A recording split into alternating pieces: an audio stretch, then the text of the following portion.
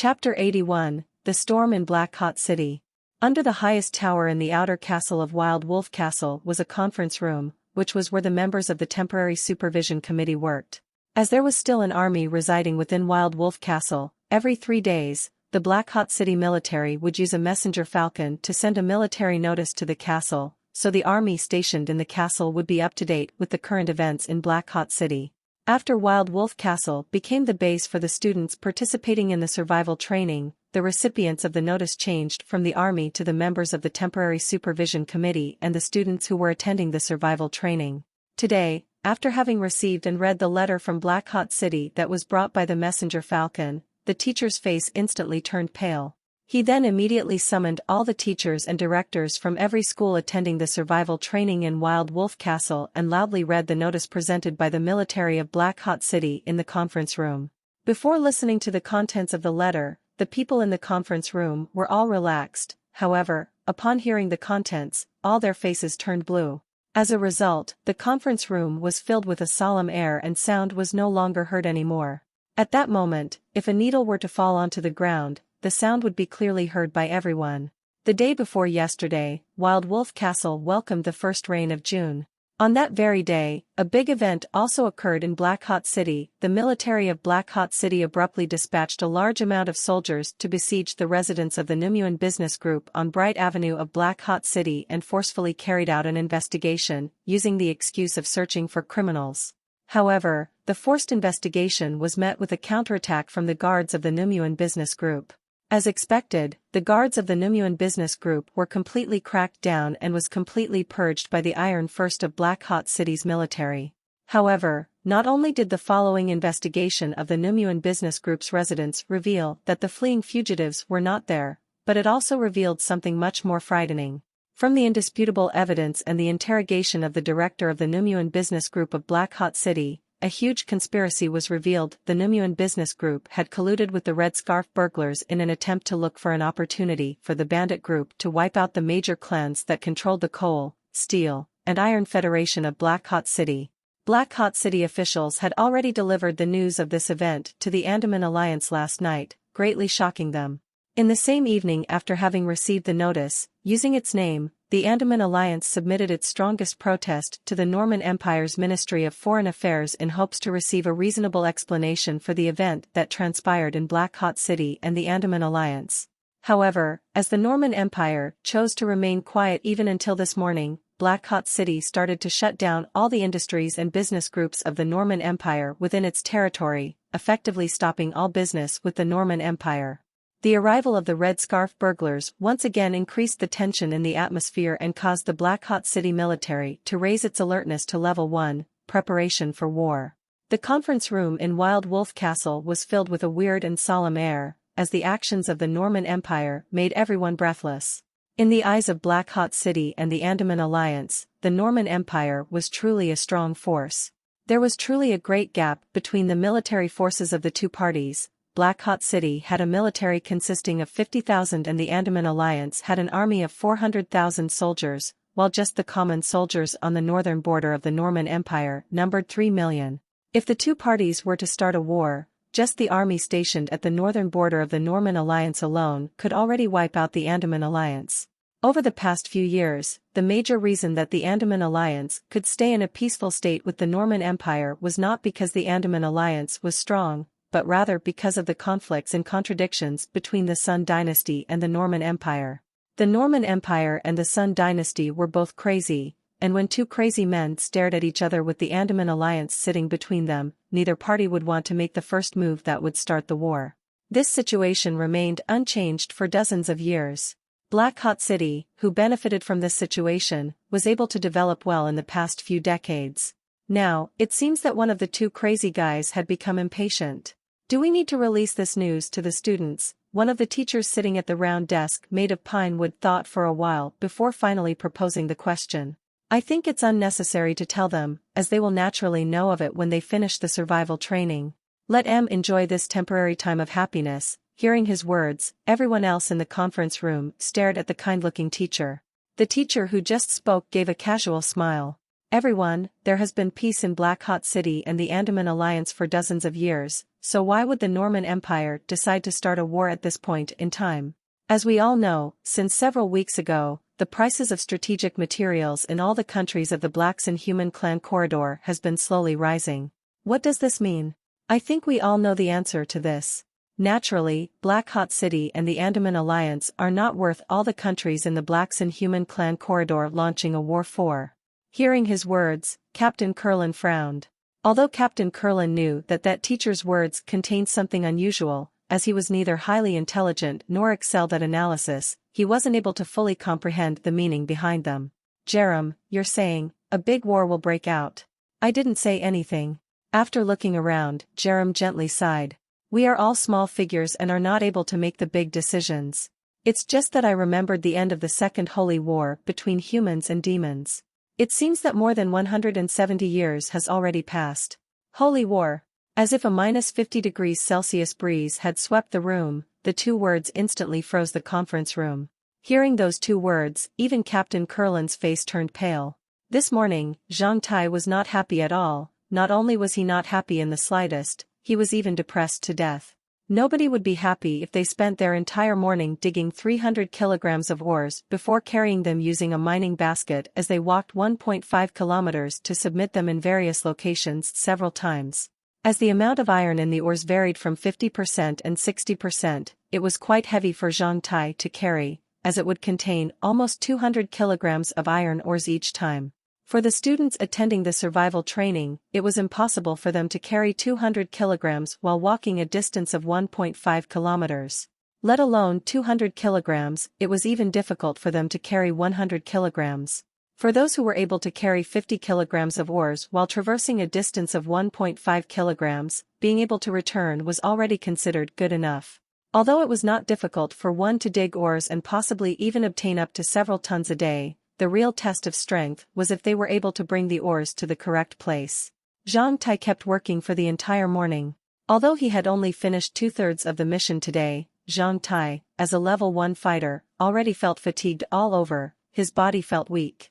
After submitting the batch of ores that weighed over 70 kilograms, Zhang Tai received 2 packages of dried rations. Throwing himself onto the ground under the shade of a pine tree, he did not feel like picking himself up from the floor again. After this experience, Zhang Tai swore that he would dig in the mines every day regardless of the weather. Since he had to submit a minimum amount of ores each day, he realized he would truly be tortured to death if he had to finish 3 days' worth of work in one day. Much like outside, there were small iron tracks which once allowed the usage of mining carts inside the mines. However, there was clear evidence that the iron tracks had been destroyed by some bastards. As a result, all miners had to walk approximately 0.5 kilometers inside the tunnel, which sharply lowered the transportation efficiency.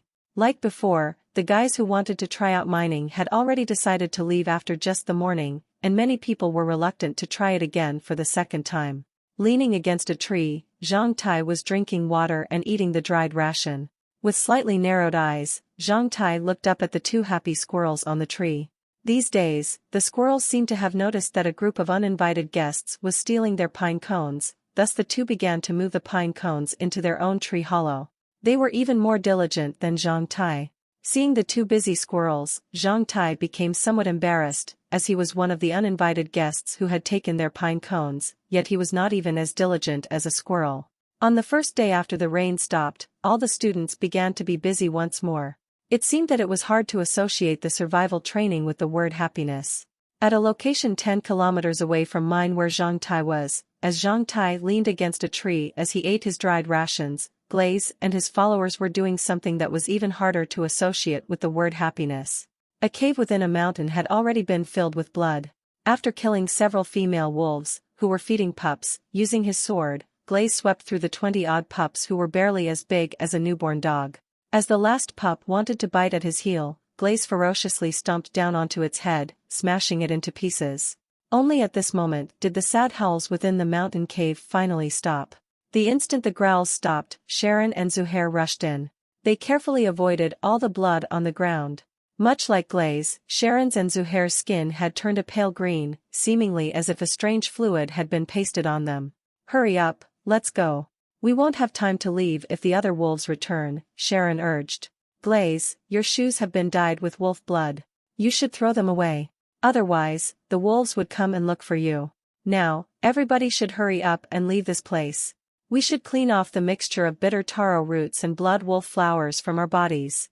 That way, nobody would know that we were responsible for this. At the sight of the pup who had its head crushed under Glaze's foot, Zuhair cried out as he awkwardly took out a bag that was sealed in waterproof cloth. Opening the bag, Zuhair picked up a small piece of a towel using his 2 fingers and threw it on the ground. After looking at the blood from the pups that stained his shoes, Glaze cursed and then quickly left the wolf den that reeked of death with Sharon and Zuhair. Have you finished your job? As they left, Glaze asked Zuhair. Trust me, I have already arranged the other pieces of his towel on the way. Those wild wolves will definitely find Zhang Tai on his way back to his base if they follow the odor trail created by the pieces from his towel. Wild wolves are both cunning and good at bearing grudges, Zuhair smirked. A common soldier has nothing to do with us if he was engulfed by a pack of wild wolves. Ha ha ha, Glaze and his followers laughed out loudly. 2 hours later, all the male wolves hunting outside returned to their den. The instant they entered, their low howls started to reverberate throughout the entire valley. Chapter 82, Physical Limit Breakthrough. The ore collection center of Wild Wolf Castle was at the foot of a relatively flat hill south of Wild Wolf Castle. There was an iron rail that spanned hundreds of meters long down from the top of the hill to the collection center. The other end of the iron rail was the raw materials field of the iron smelting workshop in Wild Wolf Castle. The steam engine attached to the wheeled vehicle provided it enough energy so that it could pull carts filled with iron ores from the foot of the hill to the top using steel wires that were as thick as a baby's arm. Thanks to the iron rail and the vehicle that made use of the steam engine, iron ores could be easily brought into Wild Wolf Castle. If not for them, Zhang Tai really wondered whether there would be any person willing to dig in the mines, as they would have to walk a distance of over 1.5 kilometers in order to reach this location while carrying the iron ores. In order to get here, he would have to walk up a slope and would most likely be tired to death after doing so. Although some people would be able to accomplish such a feat, others would find it difficult to do the same. At noon, after raining for a day, the sun finally rose, and it gradually became hot again. Due to the rain, the valley was still rather damp, but under the scorching sun, the water began to evaporate and rise from the ground. In a short period, the entire valley became a huge steaming cage that made people breathless. Under such a high temperature, it became a huge test as to whether Zhang Tai would be able to traverse a distance of over 1.5 kilometers while carrying more than 100 kilograms of iron ores on his back. On the way there, Zhang Tai gritted his teeth as he oozed sweat all over and felt as if his shoulder was burning because his shoulder constantly rubbed against his mining basket. On average, he would have to take a rest after walking every 200 or 300 meters. Finally arriving at his destination, when Zhang Tai placed his mining basket on the scale, it made a quang sound. Upon hearing a different sound drifting from the scale, the other male students couldn't help but stare at the number displayed on the scale. 118 kilograms. Brother, nice work. You are the first to carry over 100 kilograms of iron ores at once. It seems you were born to do this. Hearing his words, Zhang Tai did not feel like uttering a single word, he only rolled his eyes. Right now, he was extremely tired and wanted to take a rest for half an hour. Zhang Tai didn't have the strength to think about whether that guy was praising him or criticizing him. At the same time, the male student took out a notebook. After peering at the number displayed on the scale and checking the quality of the ores brought by Zhang Tai, he started to record the numbers in the notebook. Along with this basket, how many kilograms of ores have I carried here today? After panting for a quite while, Zhang Tai asked.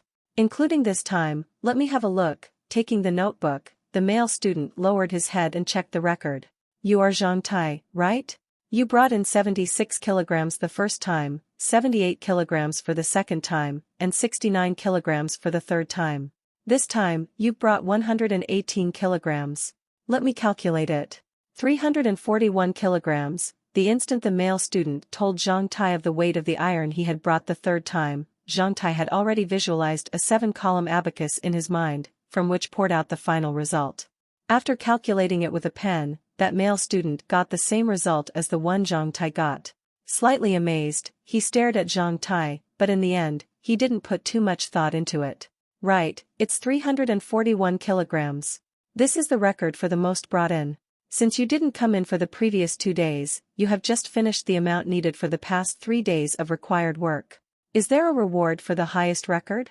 Zhang Tai casually asked. There is. What is it? You will be allowed to continue this promising career. Hearing this answer, Zhang Tai's face slightly turned dark before beginning to laugh.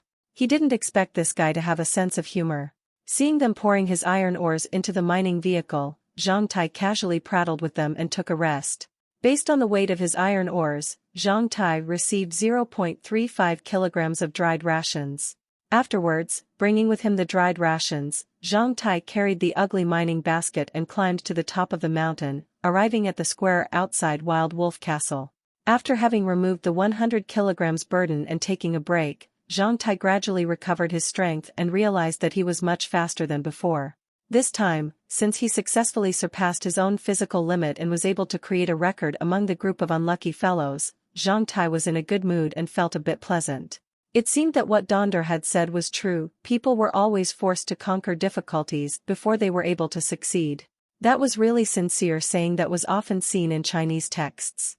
As the sun had risen again, the square became more boisterous than before. Compared to the empty and shabby appearance that was here before, there were now some simple trading booths that could also be used as shelter in the square. At these booths, some of the female students would sell the wild fruits and vegetables that they had picked in the valley and would trade them for other food. At the other end of the square, the male students, as usual, grouped together as they showed off their muscles and the prey they had caught. Over time, they would find an opportunity to chat with girls. These days, more and more female students had begun to form solid teams with the male students. No matter whether they were male or female, after some time and after understanding each other, they became rather bold. Do you need blueberries or hawthorn fruits? A voice from a booth to the side attracted Zhang Tai's attention. Turning around, Zhang Tai saw a male student shaking his head and walking away, while the owner of the booth, a female student, looked disappointed as she hugged her legs and sat on the ground. In front of the girl was a lotus leaf on which were a pile of unripe wild blueberries and hawthorn fruits that amounted to less than 0.25 kilograms. Much like the bashful female owner of the booth, the pile of blueberries and hawthorn fruits looked average. Although they were clean, they were not attractive at all and were not able to arouse the appetite of the horny students. As Zhang Tai remembered that he had not spread the seeds of blueberries and hawthorn fruits on the soil in the castle of black iron, Zhang Tai walked over and squatted in front of that poor girl's booth. What do you want in exchange for these fruits? Hearing Zhang Tai's voice, the dejected girl raised her head up from her knees. Although she had freckles on her face, she looked clean and had an average figure. However, she had a pair of blue eyes that were crystal clear, much like a stream of water. She was just like an ugly duckling dwarfed by the brilliant beauties around her. 0.25 kilograms of dried rations for both the wild blueberries and the hawthorn fruits. Ah, if you just give me 0.2 kilograms of dried rations, you can take them away. I'm also willing to trade for 0.1 kilograms of meat. Feeling that Zhang Tai was slightly glancing over her body, the girl sitting on the ground leaned a bit more forward, hiding her chest behind her knees. Caligula clear growling sounds drifted from the stomach of that girl into Zhang Tai's ears. At the same time, the girl lowered her head in embarrassment. Fine, I want them all. Zhang Tai casually took out 0.5 kilograms of dried rations from his food container. After thinking for a short time, he added 0.05 kilograms of dried beef to the dried rations. This is too much. The girl was surprised. Her pair of beautiful blue eyes gazed at Zhang Tai without blinking, seemingly as if she wanted to find something on Zhang Tai's face. I am a disciple of the Guardian God School. During this survival training, I want to collect some seeds from various plants. As you can see from my looks, you should know that I dig in the mines and have no time to do this. If it's convenient for you and as long as it's safe, could you please collect some seeds for me? Whatever they are, I'll exchange food with you. The extra food is paid in advance. Zhang Tai casually said. Really? The girl's eyes instantly became shiny. Smiling, Zhang Tai put away the 2 piles of slightly unripe fruits and then pushed the dried rations and dried beef in front of the girl. His actions were more persuasive than any words. Seeing his actions, the girl firmly took the food, seemingly as if she feared Zhang Tai would change his mind. What's your name? I am Zhang Tai. After I collect seeds, how will I find you? I come here often, so you don't need to come look for me. I'll come look for you. As he said this, Zhang Tai picked himself up and took away those fruits. After 7 or 8 steps away, Zhang Tai heard the timid voice from the girl behind him. "I am Pandora." Zhang Tai turned around and showed a smile to the girl. He then picked up a hawthorn fruit and stylishly tossed it into the air, letting it fall into his mouth. However, upon biting it, Zhang Tai instantly frowned, as it was really sour. "What a failure!" Seeing Zhang Tai's expression, Pandora giggled. Almost at the same time, she hurriedly covered her mouth with her hands, as she realized that she was the one who had sold him the hawthorn fruit. Raising her head to look at Zhang Tai again, she realized the black-haired adolescent with the mining basket on his back was waving at her before gradually disappearing among the crowd. Zhang Tai, Pandora muttered this name several times. After finishing today's work, Zhang Tai felt relaxed all over. Whistling, he began to climb down the mountain while eating the sour blueberries and hawthorn fruits. He then returned to the place where he had dug in the mines. As there were still 4 or 5 hours before he would leave the mine, he could casually spend them to do whatever he wanted. At this time, the hidden mining tunnel had become the best place for him to practice cultivation. In addition, after working in the morning, there were fewer people inside the mines, and the knocking sounds became sparser.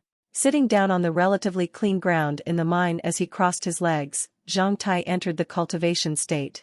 As he had just finished carrying over 100 kilograms iron ores to the right location, he currently felt that he was in the perfect condition, as he felt relaxed and full of strength all over. Zhang Tai had once heard that every time a person broke through their physical limits, they would see a better effect when cultivating. At this moment, he decided to give it a try for the remaining hours. Chapter 83, Attack of the Wild Wolves. For the entire afternoon, Zhang Tai was practicing cultivation inside the mines. He felt as if time had flown really fast during the process. When he walked out of the mining cave, the afterglow of the setting sun had already covered the entire Wild Wolf Valley with a golden color. With narrowed eyes, Zhang Tai peered over the peaceful and beautiful valley. Only after a while was Zhang Tai able to gradually adapt to the scenery before him. Currently, he was feeling pretty good, seemingly because of the effects of today's cultivation, which changed the color of the burning point at his rear end to a slightly red color. He never felt better. If it were not for those sparsely lit torches that reminded Zhang Tai that it was already almost dusk, Zhang Tai would have wanted to stay another several hours inside the mine to increase the amount of basic energy storage in the castle of black iron. Before leaving the mine, Zhang Tai sat in the mining tunnel he had dug in and entered the castle of black iron once again. The whole process only lasted less than 3 minutes. Entering the castle of black iron with Zhang Tai were the seeds of wild blueberries and hawthorn fruits. After rapidly running a lap around the castle of black iron, Zhang Tai had casually spread the seeds onto the ground and checked the second leafless fruit before promptly exiting. There was another 56 hours left before the second leafless fruit would become ripe. Seeing its progress, Zhang Tai felt very satisfied. However, at the same time, he felt a tinge of regret when he looked at the progress bar of the iron body fruit, as it had remained unchanged. The progress of the iron body fruit had probably stalled as he hasn't been to the fighting club to be a flesh bag for the past couple of days. After gazing at that unripe iron body fruit for a while, Zhang Tai suddenly came to the conclusion that he was really impatient and began to curse himself inwardly. At this moment, those horny male students at Wild Wolf Castle were pretending to be gentlemen despite thinking of dirty things as they invited girls to have supper with them. Over the course of a week, some of the horny male students had already become well acquainted with the female students as they climbed down the mountain hand in hand while chatting happily with each other. This truly made Zhang Tai unhappy and uncomfortable. At the sight of such students, he could only touch his nose and forced a self-mocking smile before heading for the tree base. On the way back, Zhang Tai was thinking about the achievements of Barley and the other members of the Hitplane Brotherhood, wondering if they had successfully invited a group of girls to visit their tree base. Everything he had learned before the start of the survival training regarding the dangers in this place had already been forgotten by him. Zhang Tai himself was most likely the last person who would encounter any danger as a miner, despite having broken 2 records since the start of the survival training. Even if he met a wolf, would they really be able to pose any danger to him? In the valley, as he thought of wolves, a pleasant smile drifted onto Zhang Tai's face as a night breeze blew past it. If he were to truly meet a wolf at this moment, he would only regard himself as lucky and treat it as another gift from God. Despite it being a dagger, it was still a weapon. As a LV-1 fighter with a weapon, dealing with a wild wolf was as hard as carrying 100 kilograms of iron ores and walking a distance of 1.5 kilometers. Although it was somewhat hard work, it still wasn't dangerous. However, danger would always arrive before one has become well prepared. It would appear before you like a collapsing mountain, and if you were to make a mistake, you might be broken into pieces. 20 minutes after Zhang Tai left the mining cave, Zhang Tai had already walked several kilometers. Just as he passed by a small patch of grassland and was about to walk through it, Zhang Tai suddenly stopped. At that moment, his heart suddenly began to pound heavily while blood all over his body rushed to his head. In a split second, Zhang Tai felt dazed and worried as his face turned pale. Blood sense. The same blood sense he felt when he encountered Huck and Snade. This grassland was only half a person tall and was more than 30 m away from Zhang Tai. Beside that grassland was a path which Zhang Tai used to walk on every day. Facing the breeze, the grass were swaying in a manner akin to wheat waving in the wind, seemingly as if something was hiding within. Zhang Tai instantly became covered in cold sweat, as he had realized that something terrifying was staring at him within the grass. Zhang Tai didn't know whether the thing hidden in the grass was man or animal. At the same time, the first thing Zhang Tai thought about was Glaze's group, wondering whether they had set an ambush and were waiting to kill him over there. Slowly putting down his mining basket, Zhang Tai took out the hoe from within the basket. At the same time, he pulled out the ordinary dagger which his elder brother had gifted to him in hopes that he would protect himself with it. As for that poisonous dagger gifted to him by Donder, Zhang Tai had already placed it in the castle of black iron. With two weapons in hand, Zhang Tai slightly recovered his composure. Widening his eyes, he gazed at that patch of grassland, wanting to see through what was hiding inside. If it was Glaze's group, Zhang Tai swore inwardly that he would definitely beat them fiercely. The breeze gradually became heavier while the grass was still swaying. However, at this time, Zhang Tai saw something that were akin to rocks in the grass, which changed the form of the grass as they swayed. Before his spiritual energy had sharply increased, Zhang Tai would never have noticed such minute details. However, after his spiritual energy sharply augmented, he was easily able to capture such a slight change. Forcefully swallowing his saliva, Zhang Tai slowly moved backwards. However, the moment Zhang Tai moved backwards, those hidden rocks also moved forward, splitting the grass as they moved towards Zhang Tai step by step. Then, a wolf drilled out from the grass with eyes fixed on Zhang Tai. A wolf? Soon after, Zhang Tai slightly became relaxed, but at the sight of the other 6 wolves who drilled out from the grass, his tension once again intensified. With red eyes, all 7 wolves only glared at Zhang Tai. After looking straight into the eyes of those wolves, Zhang Tai could already feel their mood. They did not show a greedy expression like the one that would be present when they're hunting, but instead, they showed hatred, a hatred so deep that they would not let him go even after draining the last drop of his blood. Why do these wolves hate me? Zhang Tai was completely dumbfounded. At this moment, the only thing he knew was that he would probably lose his life this time. Seeing them gradually bare their snow-white fangs as they lowered their bodies, when Zhang Tai heard Caligula sounds drifting from the inside of their throats, Zhang Tai could feel all the fine hair on his body standing on their ends. Zhang Tai instantly turned around and started to run. At that moment, he spent every single bit of effort to stride forward. Zhang Tai's mind was as clear as a crystal, various information flashed in his mind at the same time. Currently, he was no less than 30 m away apart from the wolves. If he didn't spend every ounce of his effort into escaping, then with his current speed, he would only have a bit more than 20 seconds before they caught him, as he was not their match in terms of speed with his current capabilities. Once they caught up, he would have less than 30 seconds to choose between life and death choices. Within those 30 seconds, he could only try his best to kill 1 or 2 wolves. However, the time it took him to do that was enough for the remaining wolves to tear through his stomach or crush his throat. The moment he was knocked down against those wolves, he would be doomed. If he wanted to enter the castle of black iron, he needed at least 10 seconds, no, 9 seconds.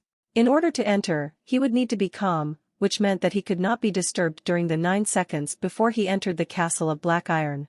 Obviously, he did not have enough time at this instance, and the castle of black iron would not be able to help him get out of his current predicament. As there was nobody nearby, Zhang Tai realized that nobody would be able to save him within 50 seconds, thus he only had one choice. He had to disappear from the sight of those wolves within the next 20 seconds since he would be killed the moment they caught up. He could neither run as fast as the wolves nor could he rely on other people. His last beacon of hope was to take advantage of the topography and trees 200 m behind him. The best terrain to take advantage of would be water, assuming it was present. Unfortunately, there was no water nearby, however, luckily, there were many trees behind him. The fact that he was not the least bit good at climbing trees implied that he wouldn't be able to reach a safe height. At this moment, the last choice appeared in his mind, one which might be his last beacon of hope.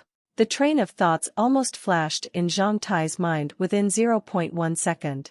Within such a short period, Zhang Tai had already determined his final plan to escape. If it were the others, 90% of them would choose to escape towards the direction of Wild Wolf Castle, where it was populated, dreaming about a slight chance of surviving against the pursuit of the wolves. However, Zhang Tai realized that this choice would not work for him. If he chose this option, he would die within 50 seconds. The other 10% would just escape without knowing the direction, as they just wanted to stay away from those wolves, resulting in most of them dying even faster than the other 90% who would die within 50 seconds.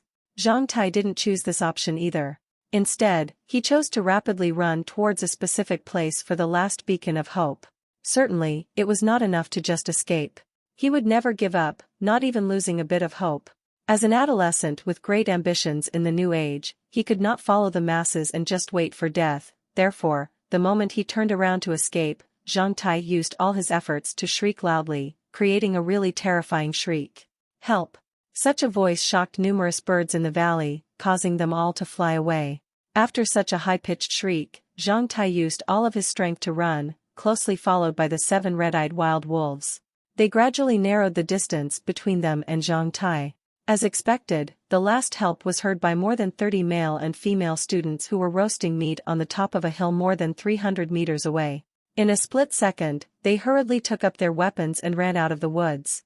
One of them was that red-haired beauty who had previously kicked Zhang Tai. From the top of the hill, they witnessed the final seconds of Zhang Tai in this world. The wolves had finally caught up with Zhang Tai, and some of them charged at him, yet their attacks were avoided by him. As if he had an eye on the back of his head, the moment a wolf jumped into the air towards him, he would swiftly move to the side while raising his dagger and slashing the stomach of the wolf. Another wolf charged at him, yet its lower jaw was ferociously smashed by a hoe, causing it to give a miserable howl that was even more high-pitched than Zhang Tai's help that had drifted to their ears. Meanwhile, another wolf had already fiercely bitten Zhang Tai's shin, pulling him down onto the ground. As the other wolves pounced towards him, the youth instantly stabbed out his dagger at the wolf that was biting his shin. Pulling away the wolf using one hand, he jumped into a jet black hole beside him. The decisiveness and braveness of Zhang Tai's final seconds deeply shocked those boys and girls who stood on the top of the hill. Seeing Zhang Tai jumping into that bottomless hole, tears began to drip from the faces of many girls. Among them, only Christine could recognize that boy who was fighting wolves using his hoe. Perhaps I shouldn't have kicked him while we were in the square, even though he had thought about doing that with me in his mind. Thinking about this, Christine slightly felt guilty.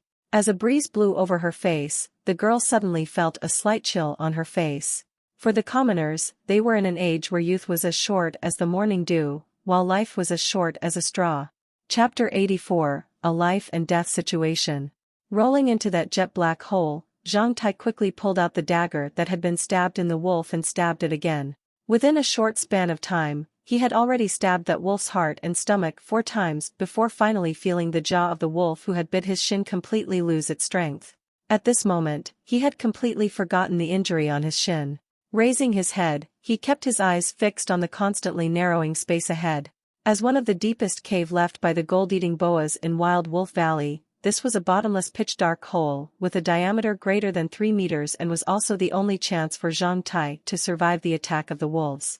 Being closely chased by 7 wolves, Zhang Tai could only survive by doing 2 actions. The first action he had to take was to jump into the hole before being caught by the wolves within 20 seconds, which he finally successfully accomplished despite being injured. The second action depended on luck. If this cave completely led to the ground without any obstructions, then he would fall to the ground and die miserably, though that would still be better than turning into wolf sh*t. Zhang Tai was betting his life in this wager. However, he did have 2 assumptions on which he based his actions on. The first assumption was that gold-eating boas would not be that silly to drill a hole like a well, which directly led to the ground, and would always have curved paths, thus Zhang Tai thought that as long as there were any curved sections in the hole that did not lead to the ground, then he would be able to save himself. The second assumption was that the wolves would not follow him and jump into this pitch-black hollow. Zhang Tai was right with this assumption, though the wolves did linger around the mouth of the hole for quite a while. From this point forward, Zhang Tai would have to rely on his first assumption whether the first turn would appear before Zhang Tai fell to the ground and died a miserable death. Zhang Tai dropped at a fast speed together with the wolf. By the time he had stabbed the wolf 4 times, the tunnel had already become completely dark since the sunlight could no longer reach inside. Zhang Tai and the wolf continued to fall inside that cave. Even Zhang Tai himself didn't know why he was currently extremely calm despite the critical situation. Although he was also afraid of death, Zhang Tai currently felt no emotions and was precisely like a machine that was calculating and outputting data.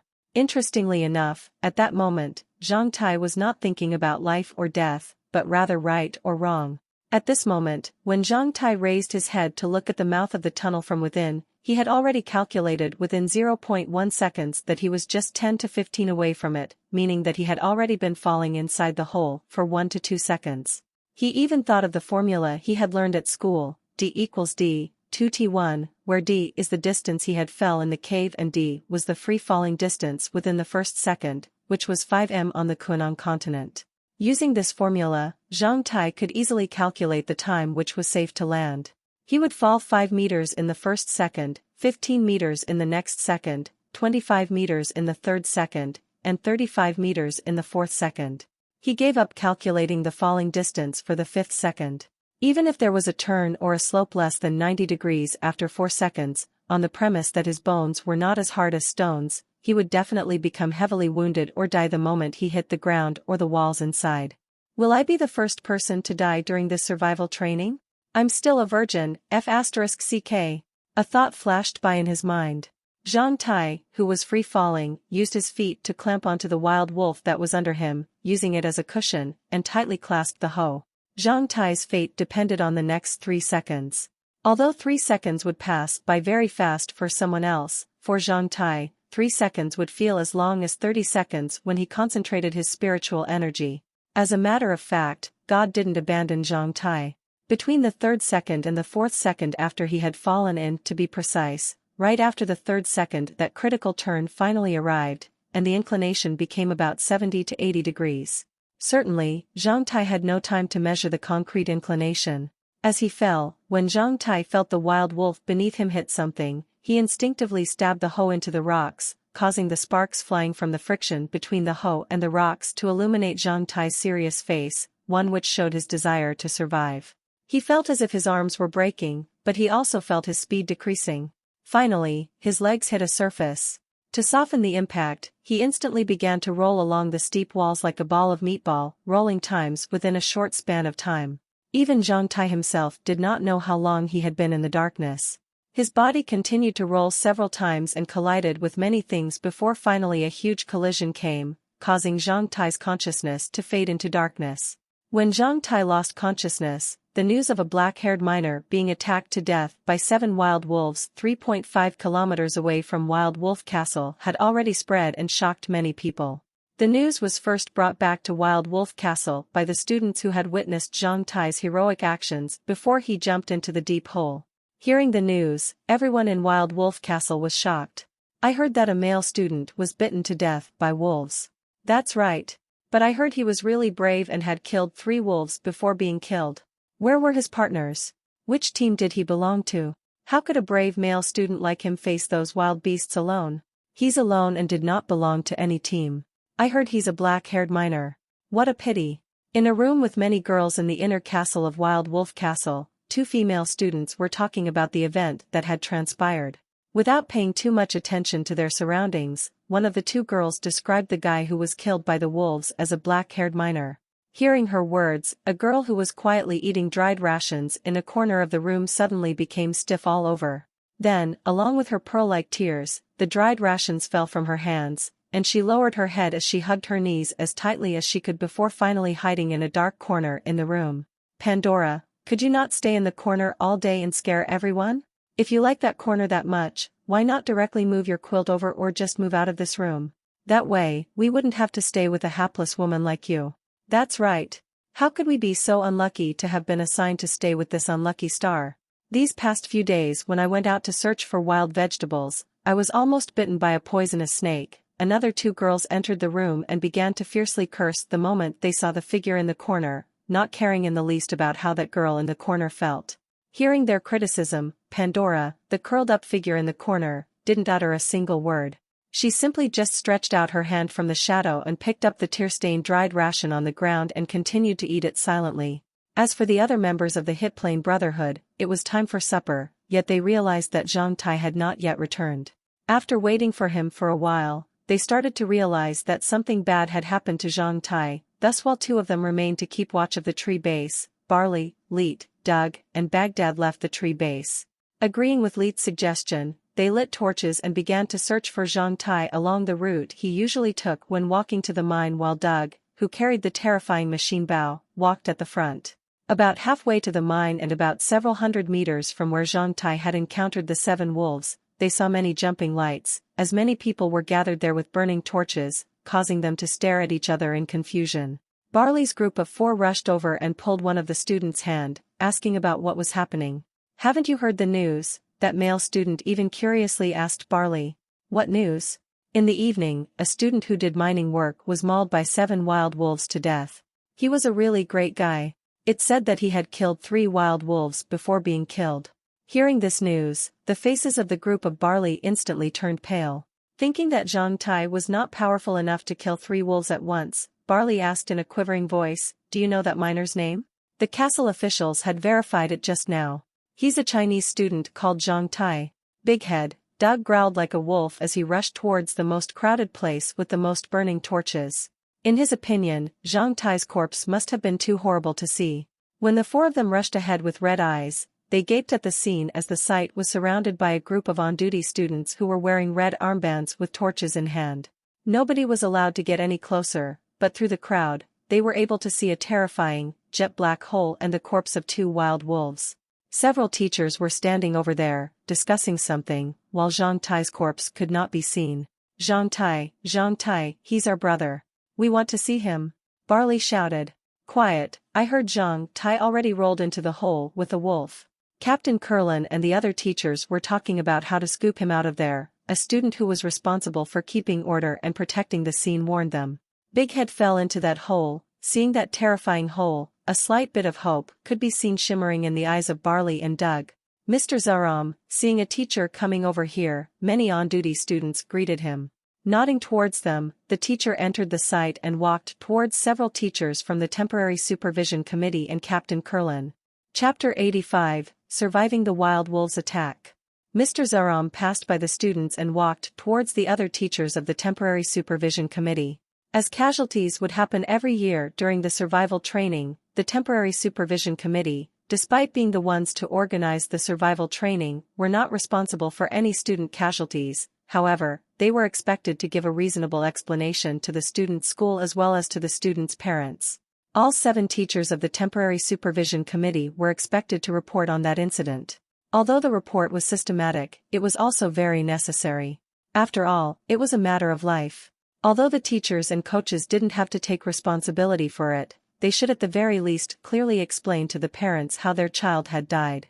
After receiving the news about Zhang Tai in Wild Wolf Castle, Captain Curlin, Mr. Zaram, and the other 5 teachers and coaches soon arrived at where Zhang Tai had encountered the attack. They had come to investigate what had happened. Mr. Zaram was the best among them at drawing information from trivial clues. Walking along the path between where Zhang Tai had dropped his basket and the jet-black hole twice, he had even lowered his body by the patch of grass, the place where the wild wolves had set ambush, for a short while before returning to the other members of the Temporary Supervision Committee with a strange look on his face. "How is it, Zaram?" Captain Curlin's face was slightly dark. He remembered that Zhang Tai was one of the rare students among the undergraduates who were able to impress him. He would never have thought that it would have been Zhang Tai who was attacked by the wolves. This really made him depressed, as what happened to Zhang Tai reminded him of those days when his comrades in arms and friends left the mortal world during a battle. "That is terrifying, really terrifying." Mr. Zaram looked very solemn. "Certainly. For someone to encounter such an incident, it is truly terrifying." These kinds of incidents have not occurred in more than a decade within the area 5 kilometers from Wild Wolf Castle. As the guards from the castle always swept the areas near the castle, the wolves had become too afraid to appear at all. Nobody knows why a group of wolves would suddenly appear in an area so close to the castle. At the sight of the 2 corpses of wolves on the ground, a female teacher slightly shook her head and sighed. What a pity! Judging from the wounds on the bodies of the wild wolves and what the students who saw the fight had said, this student called Zhang Tai should be quite formidable if he didn't die. From his braveness, his decisiveness, and his intelligence, Zhang Tai should already be among the best of those at his age. I didn't mean this incident is terrifying. I meant that the student called Zhang Tai is terrifying. Zaram shook his head. Hearing his comments, all the other teachers looked over at Zaram. What do you mean by that student is terrifying? One teacher asked. Zaram replied with a slight smile. Then, he turned around and talked to Captain Curlin. How did this student usually perform at school? Was he one of the recommended students from your school? He was pretty normal at school and had no outstanding performance during the past 3 years.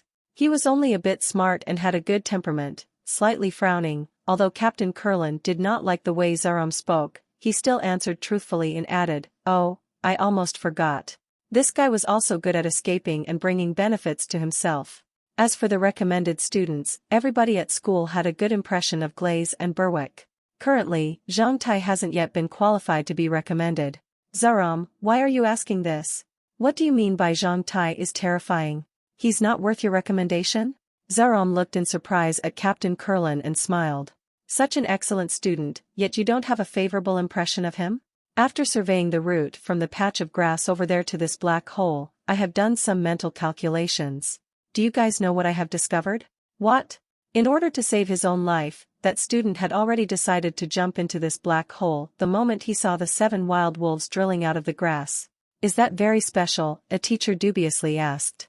I didn't see anything out of place over there. If he knows he's weak, isn't it just a human's natural instinct to run away from wild wolves? Of course it's strange, Zaram solemnly replied. It's true that it's human instinct to run when confronted with danger, however, what makes it terrifying is knowing how to escape in face of danger. This black hole is about 200 meters away from where he had encountered the wolves, and it is also the only place within the area where he would have a chance to escape from the wolves. In most cases, people would choose to run towards Wild Wolf Castle or to any other populated areas, but this guy escaped towards this black hole, which is the best path of survival for him. That's why I said he was terrifying. The moment he began to escape, he had already calculated the various possibilities of survival in every direction and had even calculated the time he had before he would be caught by the wolves and the distance he could run within that time. Seeing as how some of the members of the Temporary Supervision Committee were still confused about what he had said, Zaram drew a point on the ground using a twig.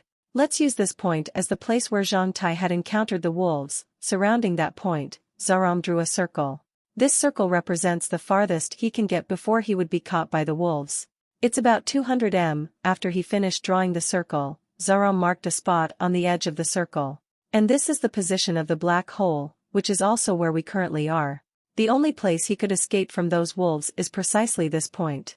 If it were any other point within the circle, that guy would have been torn apart by the wolves. That's why I said this student called Zhang Tai is terrifying. For him to be able to precisely choose his best route of survival among thousands of choices before the wolves began their chase, that is truly terrifying. This time, everybody understood. Looking at the 2 points on the ground, everybody became slightly shocked. Like Zaram had said, starting from the center point, there were many places where one could run to escape from the pursuing wolves. Thankfully, the route Zhang Tai had chosen was the only one with a little hope. What if it was a coincidence? A teacher asked in doubt after hesitating. To make such a precise judgment at such a critical moment, let alone students, even teachers couldn't do it. Don't forget, the students mentioned that the guy had brought a hoe with him when he was escaping. Is that special? Isn't it just human instinct to pull out a weapon when chased by wolves? His weapon was a dagger, not a hoe. Using a hoe would slow him down when he's escaping, so the only reason for the hoe was to look for an opportunity when he jumped into the dark hole. Since the hole was dug by a gold-eating boa, they would not lead straight to the ground. Once he finds a slope that's not too steep, he would be able to use the hoe to slow down his falling speed. So you're saying, Zhang Tai might still be alive? Captain Kurlin curiously opened his mouth and looked at the black hole before turning back to Zaram. In my memory, guys like him are hard to kill, and their resilience is usually greater than a cockroach's. I want to go inside, Captain Kurlin said. I will accompany you when the rope is sent here from the castle. Rubbing his jaw with one hand, Zaram was filled with curiosity about the guy called Zhang Tai. It was rare to see a student be able to calmly make precise decisions in such dire moments. Carried by more than 20 students and on-duty teachers, the ropes from Wild Wolf Castle soon arrived. The ropes were all standard reinforced ones purchased from Black Hot City's military. They were as broad as an adult's thumb, were resistant to wear and tear, and had a good grip. It was not a problem to use this rope to lift things that were heavier than 2 tons. After tying all the ropes together, it measured to be more than 400 m in length. These are the longest ropes that could be bought in Wild Wolf Castle. However, as no one knows how deep these gold-eating boa's holes are, if we cannot find him even after using all the rope, then we will have to give up. Zaram looked at Captain Kurlin. Captain Kurlin nodded. If it's as you say, then we can only blame that guy's bad luck. We will just have to try our best to find him. If we don't go inside to take a look, it won't be good for our conscience either. After fastening one end of the rope onto a rock that was as tall as a person and more than 20 meters away from the mouth of the hole, Captain Kurlin and Zaram both tied the other end of the rope on themselves and took a green fluorite bar and jumped into the black hole one after the other. Facing a bottomless hole dug by a gold-eating boa, not even Captain Kurlin and Zaram dared to make a mistake. Seeing them jumping into the hole one after the other, the onlooking students exclaimed. By the time they were 20 meters deep, they could only rely on their fluorite bars. Holding onto the advanced fluorite bar, Zaram gazed at the walls on the interior. At the first turn, Zaram became spirited and pointed at the fresh marks on the wall. Marks created by a hoe could be easily seen among the swirl marks left by the gold-eating boas. This is where the hoes have touched. Look here, these marks were made from falling over here. That guy called Zhang Tai really used a hoe to escape. He's really smart. After approving of his own deduction, Zaram's eyes became spirited and he became more interested in Zhang Tai. Captain Kurlin was also extremely excited. He could have never thought that Zhang Tai was not only good at talking, but also really good at escaping. At the sight of the marks left by Zhang Tai using his hose, the two continued to slide downwards along the rope. On the way, they had seen the marks left by Zhang Tai many times. Some were deep, others were shallow, but they were all as fresh as new road marks. Although there were split paths in the hole, they could still find the right direction by using the fresh marks on the walls. People at the mouth of the hole could not clearly see what was happening inside. They could only see the rope gradually disappearing like a strand of noodle in the huge black hole, section by section. 20 m, 30 m, 50 m, 80 m, 100 m, 120 m, 150 m, 170 m. As the rope fell, the people who stood at the mouth of the hole became increasingly worried for Zhang Tai's life, as he had fallen to such a depth. Thankfully, the rope finally stopped after falling 190 m. After several minutes, as was agreed in advance, Captain Kurlin and Zaram forcefully tugged the rope 3 consecutive times. Feeling that, the people at the mouth of the hole started to pull the rope together. Compared to the slow descent of the rope, they were pulled up much faster than before, especially because high-level fighters like Captain Kurlin and Zaram were able to easily climb up by stepping on the protrusions on the walls. Several minutes later, before the other end of the rope was pulled out, a long exclamation drifted from within the hollow, followed by Captain Kurlin and Zaram flying out of the hole like 2 huge birds. The moment Captain Kurlin reached the ground, everybody shot their eyes on the figure bound on Captain Kurlin's back. Zhang Tai is still alive. He's just passed out. Hearing Captain Kurlin's thrilled exclamation, the members of the Hit Plane Brotherhood in the crowd almost jumped and every onlooker cheered. For everyone present, this really was a miracle. If they hadn't witnessed it firsthand, they would never believe that a person who fell into the jet black hole would still be alive. That guy was truly more resilient than a cockroach. Pa! Zaram tossed the corpse of the wild wolf and Zhang Tai's hoe onto the ground. At the sight of them, the onlookers were really shocked. Not only was that guy more resilient than a cockroach, he seemed to be very strong as well, as he was able to kill 3 wolves at once. At the sight of that dead wolf that was as soft as a kid's toy on the ground, Zaram rubbed his chin, realizing that Zhang Tai was even sharper than he had initially thought. Not only did he think of using the hoe to save himself as he fell down the hole, he also thought of using the dead wolf's body as a cushion to lessen the impact. If it were not for the corpse of the wolf, Zhang Tai would definitely have broken a few bones. Currently, with the exception of a few bruises and wounds on his legs and the other part of his body, there were no other injuries. That was definitely a miracle. It was rare to see such a student. As everyone was cheering, the faces of two people who stood at the edge of the crowd turned pale as they stealthily left when they heard that Zhang Tai was fine. As Zhang Tai had still suffered from some bruises and wounds and was unconscious, Captain Kurlin decided to take Zhang Tai back to Wild Wolf Castle. Everything Captain Kurlin had seen in the hole had given him a favorable impression of Zhang Tai. He realized that if he were the one who jumped into the hole at Zhang Tai's age, then he would definitely have died. Thankfully, that guy even thought of bringing a hoe with him when he escaped. If it wasn't for the hoe, which helped him slow down his falling speed, then at the slope 100 m deep, all of his bones would most likely have shattered, leaving no complete bone. The moment they brought Zhang Tai out of the hole and declared that he was still alive, Zaram had silently observed the people at the edge of the encompassing crowd. Finally, as the other students cheered, he saw two people silently leave the crowd. Narrowing his eyes, Zaram burned the figures of the two individuals into his mind. Half an hour later, at a place far away from the location of the incident, Glaze's group were settled in their mountain cave. Upon hearing Zuhair and Garner's report, everybody became still like wooden chickens. You're saying that Zhang Tai is still alive? How could that be? Even if those wild wolves didn't kill him, he definitely should have died after jumping into that pitch-black hole that is several hundred meters in depth. Is he made of iron? How could he still be alive? Sharon uttered. Everyone saw Captain Kurlin and Zaram bring Zhang Tai back and place him on the ground. They had tied a rope on themselves and lowered themselves about 200 m before they were able to find Zhang Tai and pull him out of there. As he said this, even Zuhair sighed. That fellow's luck is really too good. How could he have survived from falling in such a deep hole? F***ck. Thinking of the vast amount of effort he had spent to set the trap and the fact that Zhang Tai was still alive, Glaze became infuriated. Zuhair, please tell me, what should I do now? Is there any other way to kill him? Hearing Glaze's words, Zuhair's face slightly turned pale. This incident has already gotten the attention of the Temporary Supervision Committee.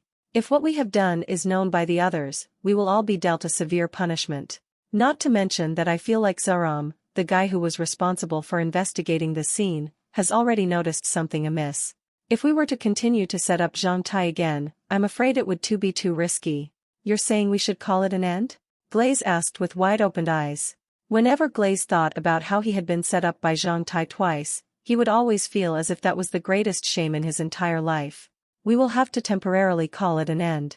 Right now, there's too much attention on Zhang Tai, not to mention we did this to teach him a lesson. When you reach LV3 and acquire the recommendation from the school, it still won't be too late. We will think of a way to deal with him when we return to Black Hot City. If we keep trying now, we will be putting ourselves in great danger. No matter how unwilling Glaze was, he had no choice but to agree with Zuhair's suggestion. Okay, let him alive a few more days. When we return to Black Hot City, we will think of another way to deal with him. Realizing that Zhang Tai would not be as easily killed as he thought, Glaze began to feel a little fear towards him. Thankfully, Zhang Tai could never match my strength, Glaze comforted himself. Dad is right.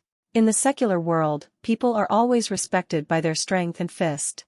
If I have an overwhelming strength that can beat him to the point of despair, then I can deal with him with whatever means I want in the future. Chapter 86, Waking Up. Feeling a slight itch on his shin, Zhang Tai finally woke up. Opening his eyes, the first thing Zhang Tai saw was an aged green stone roof. After thinking for a while, he remembered what had happened to him. Wolves, black hole, endless rolling inside the hole, and that huge shock that made him lose his consciousness. Am I still alive? Zhang Tai pinched his face and felt pain. He then touched all over his body, from his toes to his head, and had found nothing amiss. Even his P***NIS was completely fine. With the exception of many bruises and wounds, which were not very severe, he was completely fine. Haha, sitting on the bed, Zhang Tai burst out into laughter. Hearing his laughter in the quiet house, the door to the room was pushed open as a man fiercely rushed in. Big Head, you're awake. That's great. Haha. The person who rushed in immediately pressed Zhang Tai back onto the bed, causing Zhang Tai to shriek due to feeling a sharp pain on his shin. Ah! Scumbag, my leg! You're pressing down on my leg. Hearing Zhang Tai's shriek, Doug hurriedly moved his hand away from Zhang Tai's leg and stood to the side. Scratching his head like a fool, Doug apologized. Hey, I'm sorry. I forgot that your shin was injured. With just a small amount of effort, Zhang Tai's forehead was already covered in sweat as his face twitched due to the pain. After taking in 2 deep breaths, he felt much better. Where am I? Why am I here? We are in the outer castle of Wild Wolf Castle. That day when you fell into the hole, Captain Kurlin and Mr. Zaram went to get you out of the hole on the same evening. You are really lucky. I heard that 30 m deep, there were several long slopes, and there were even some slopes that led people 200 m deep in. Only after Captain Kurlin and Zaram went 200 m deep were they able to find you. When they found you, you were wounded and in a coma, so they sent you here to receive treatment and to recuperate. Only those who were heavily injured and lost their ability to move could enjoy the treatment you're receiving right now. Doug couldn't help pour out what had happened in the past 2 days. Only those heavily injured could enjoy such treatment? Zhang Tai looked around, only to find an extremely large room that had more than 10 beds with clean sheets. It seemed like a ward. There was also the smell of disinfectant in this room. Judging from this, Zhang Tai realized that it truly was a ward, one which was occupied by the wounded people in the outer castle of Wild Wolf Castle. How long have I been in a coma for? Including the evening from 2 days ago and yesterday, you've been asleep for 2 days. I've been in a coma for 2 days? Zhang Tai was surprised when he heard Doug's reply. Oh, who's that Mr. Zaram guy? Yeah, you've been in a coma for 2 days already. That Zaram fellow is responsible for 2nd National Male Middle School. You should have an impression of him. He's skinny, pale, and looks cunning. As Doug continued to speak, Zhang Tai had already caught sight of a skinny, pale guy who looks cunning entering through the door. Zhang Tai hurriedly signaled Doug with his eyes that someone had entered the room and had even pulled on his clothes in an attempt to signal him. However, as Doug was always stupid in these critical moments, he didn't understand even a bit of what Zhang Tai was trying to say. Instead, he had even asked, "Why are you pulling me? I didn't say anything wrong. I really mean it. That Zaram guy really does look like cunning, and when he smiles, it gives everyone a creepy feeling. If you're trying to say that I look cunning, then, I can understand that you're jealous of my handsome face, but if you're trying to say I'm cunning, then my only understanding is that you're trying to slander a member of the Temporary Supervision Committee." As he said this, Zaram entered the room. Zhang Tai helplessly greeted, "Mr. Zaram." Hearing those words, Doug's face turned pale. After sending Zhang Tai a reprimanding look, he stiffly turned around and staggered, "Mr. Zaram. You're Doug, right? Can you tell me, when the Andaman Alliance's wartime decree is active, how are those who slanders the members of the Wartime Management Committee dealt with?" Zaram showed a very cunning smile. Hearing Zaram's question, Doug's body trembled all over. If he was holding a winnowing fan, he would have already finished screening the wheat bran. 1. His jaw was shaking so much that his teeth would often hit each other. In times when the Andaman Alliance's wartime decree was active, anyone who slandered a member of the Wartime Management Committee would be punished with at least being sent behind bars, with the worst punishment being the death penalty.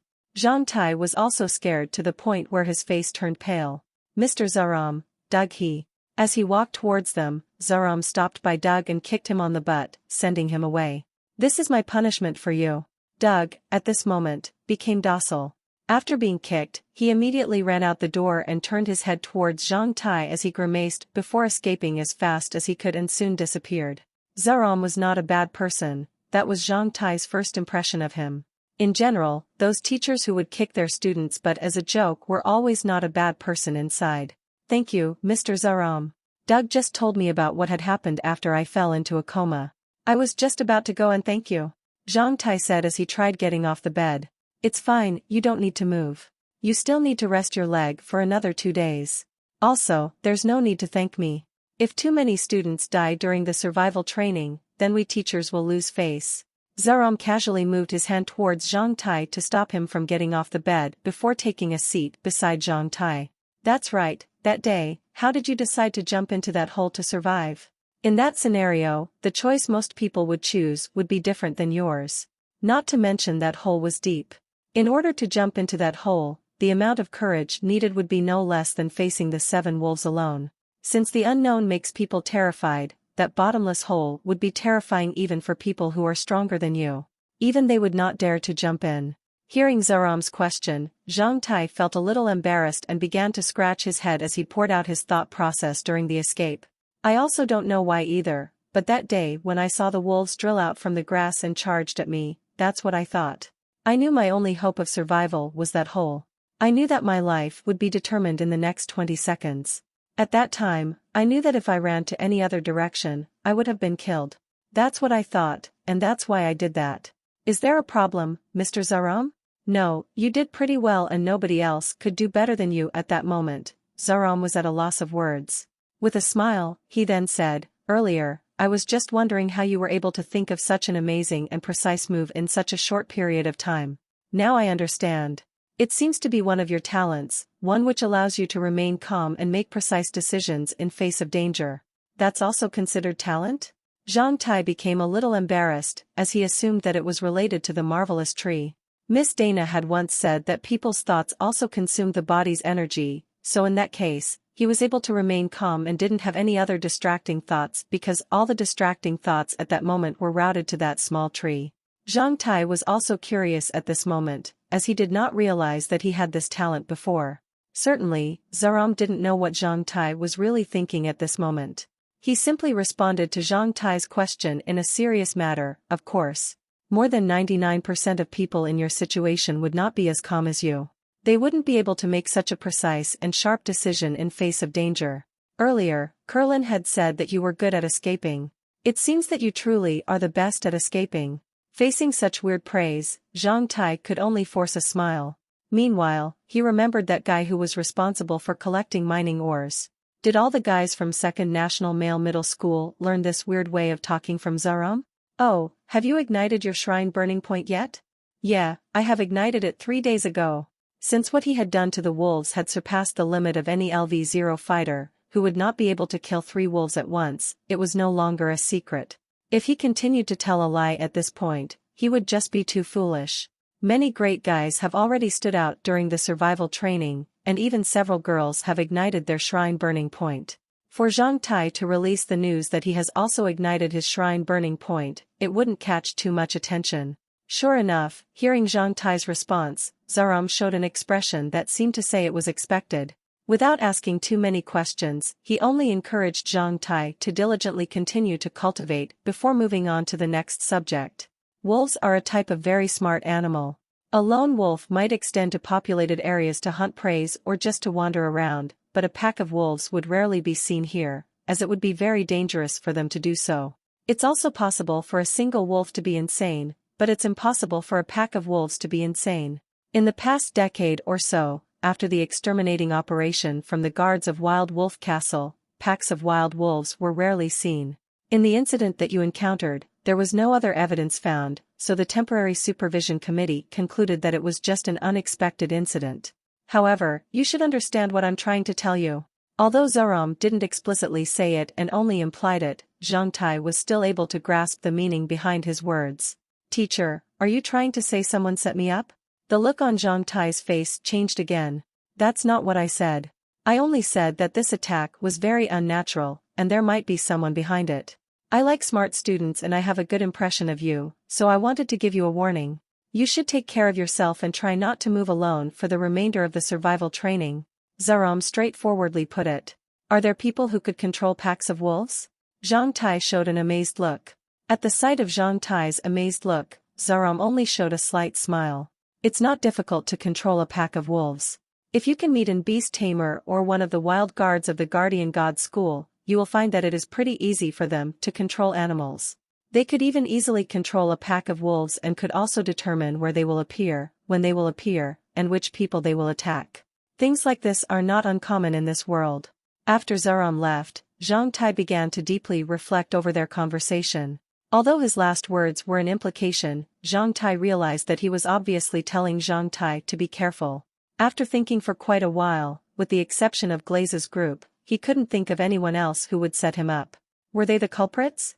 After Zaram left, Doug stealthily returned again. From Doug's tone, Zhang Tai realized that the 3 wolves he had killed made him greatly valuable in the eyes of the others. Chapter 87, The Most Valuable Thing. After dealing with the corpses of the 3 wolves, while Zhang Tai recuperated in the ward, the Hit Plane Brotherhood got to experience the pleasures of being rich. Barley exchanged the 100-odd kg of wolf meat for 40 kilograms of dried rations and 20 kilograms of dried meat. Wolf meat, fresh wolf meat especially, was very popular among male students. According to the market price in the square of Wild Wolf Castle, 1 kilogram of fresh wolf meat could be exchanged for 1 kilogram of dried rations or 3 kilograms of dried meat from other people. For those who were able to acquire dried rations and other types of food that were not meat, they were very much willing to do business, as such business could benefit both sides. One side could acquire some fresh meat, while the other side could get dried rations, which could be easily preserved. In addition to food, the 3 wolf hides could, under the evaluation of barley, be sold. Although one of the wolf hides was in poor condition, the other 2 could sell for at least 20 silver coins. With this amount of money, they had half of the total amount needed for Zhang Tai's circumcision. 60 kilograms of food and 20 silver coins was the wealth that Zhang Tai had accidentally acquired almost at the expense of his life. The other members of the Hit Plane Brotherhood insisted for Zhang Tai to take it. However, Zhang Tai decided to leave half of the food to be shared among the Hit Plane Brotherhood. Hearing Zhang Tai's intention, the guys all shook their heads as fast as possible. "Big head, you risked your life to get this food. How could we even be in the mood to eat it?" Barley said. "Right, if we ate it, it won't bode well for our conscience." Leet added. "Yeah, eating it would be like eating your flesh. It would be too miserable." Doug also replied. Seeing everybody nod, Zhang Tai decided to not talk about food anymore. Additionally, as he had expected, the fact regarding him already having ignited his shrine burning point didn't have too much of an effect. After learning that Zhang Tai had ignited his shrine burning point when he visited Zhang Tai at the hospital, Baghdad ferociously patted Zhang Tai's shoulder before grabbing onto his shoulders and heavily shook him. "This rascal! I never thought that the first person to ignite their shrine burning point in the Hit Plane Brotherhood would be you. It should have been me who broke that record. You are truly too excessive. Not only did you ignite your shrine burning point, but you even hid that fact afterwards. I'm afraid the shock would hurt your innocent and fragile souls, making you lose hope to continue living. Look, I did this all for you," Zhang Tai said in an arrogant and comedic way. "Chia." A row of middle fingers was raised in front of Zhang Tai. "Oh right. How did you ignite your shrine burning point so fast?" Leet asked.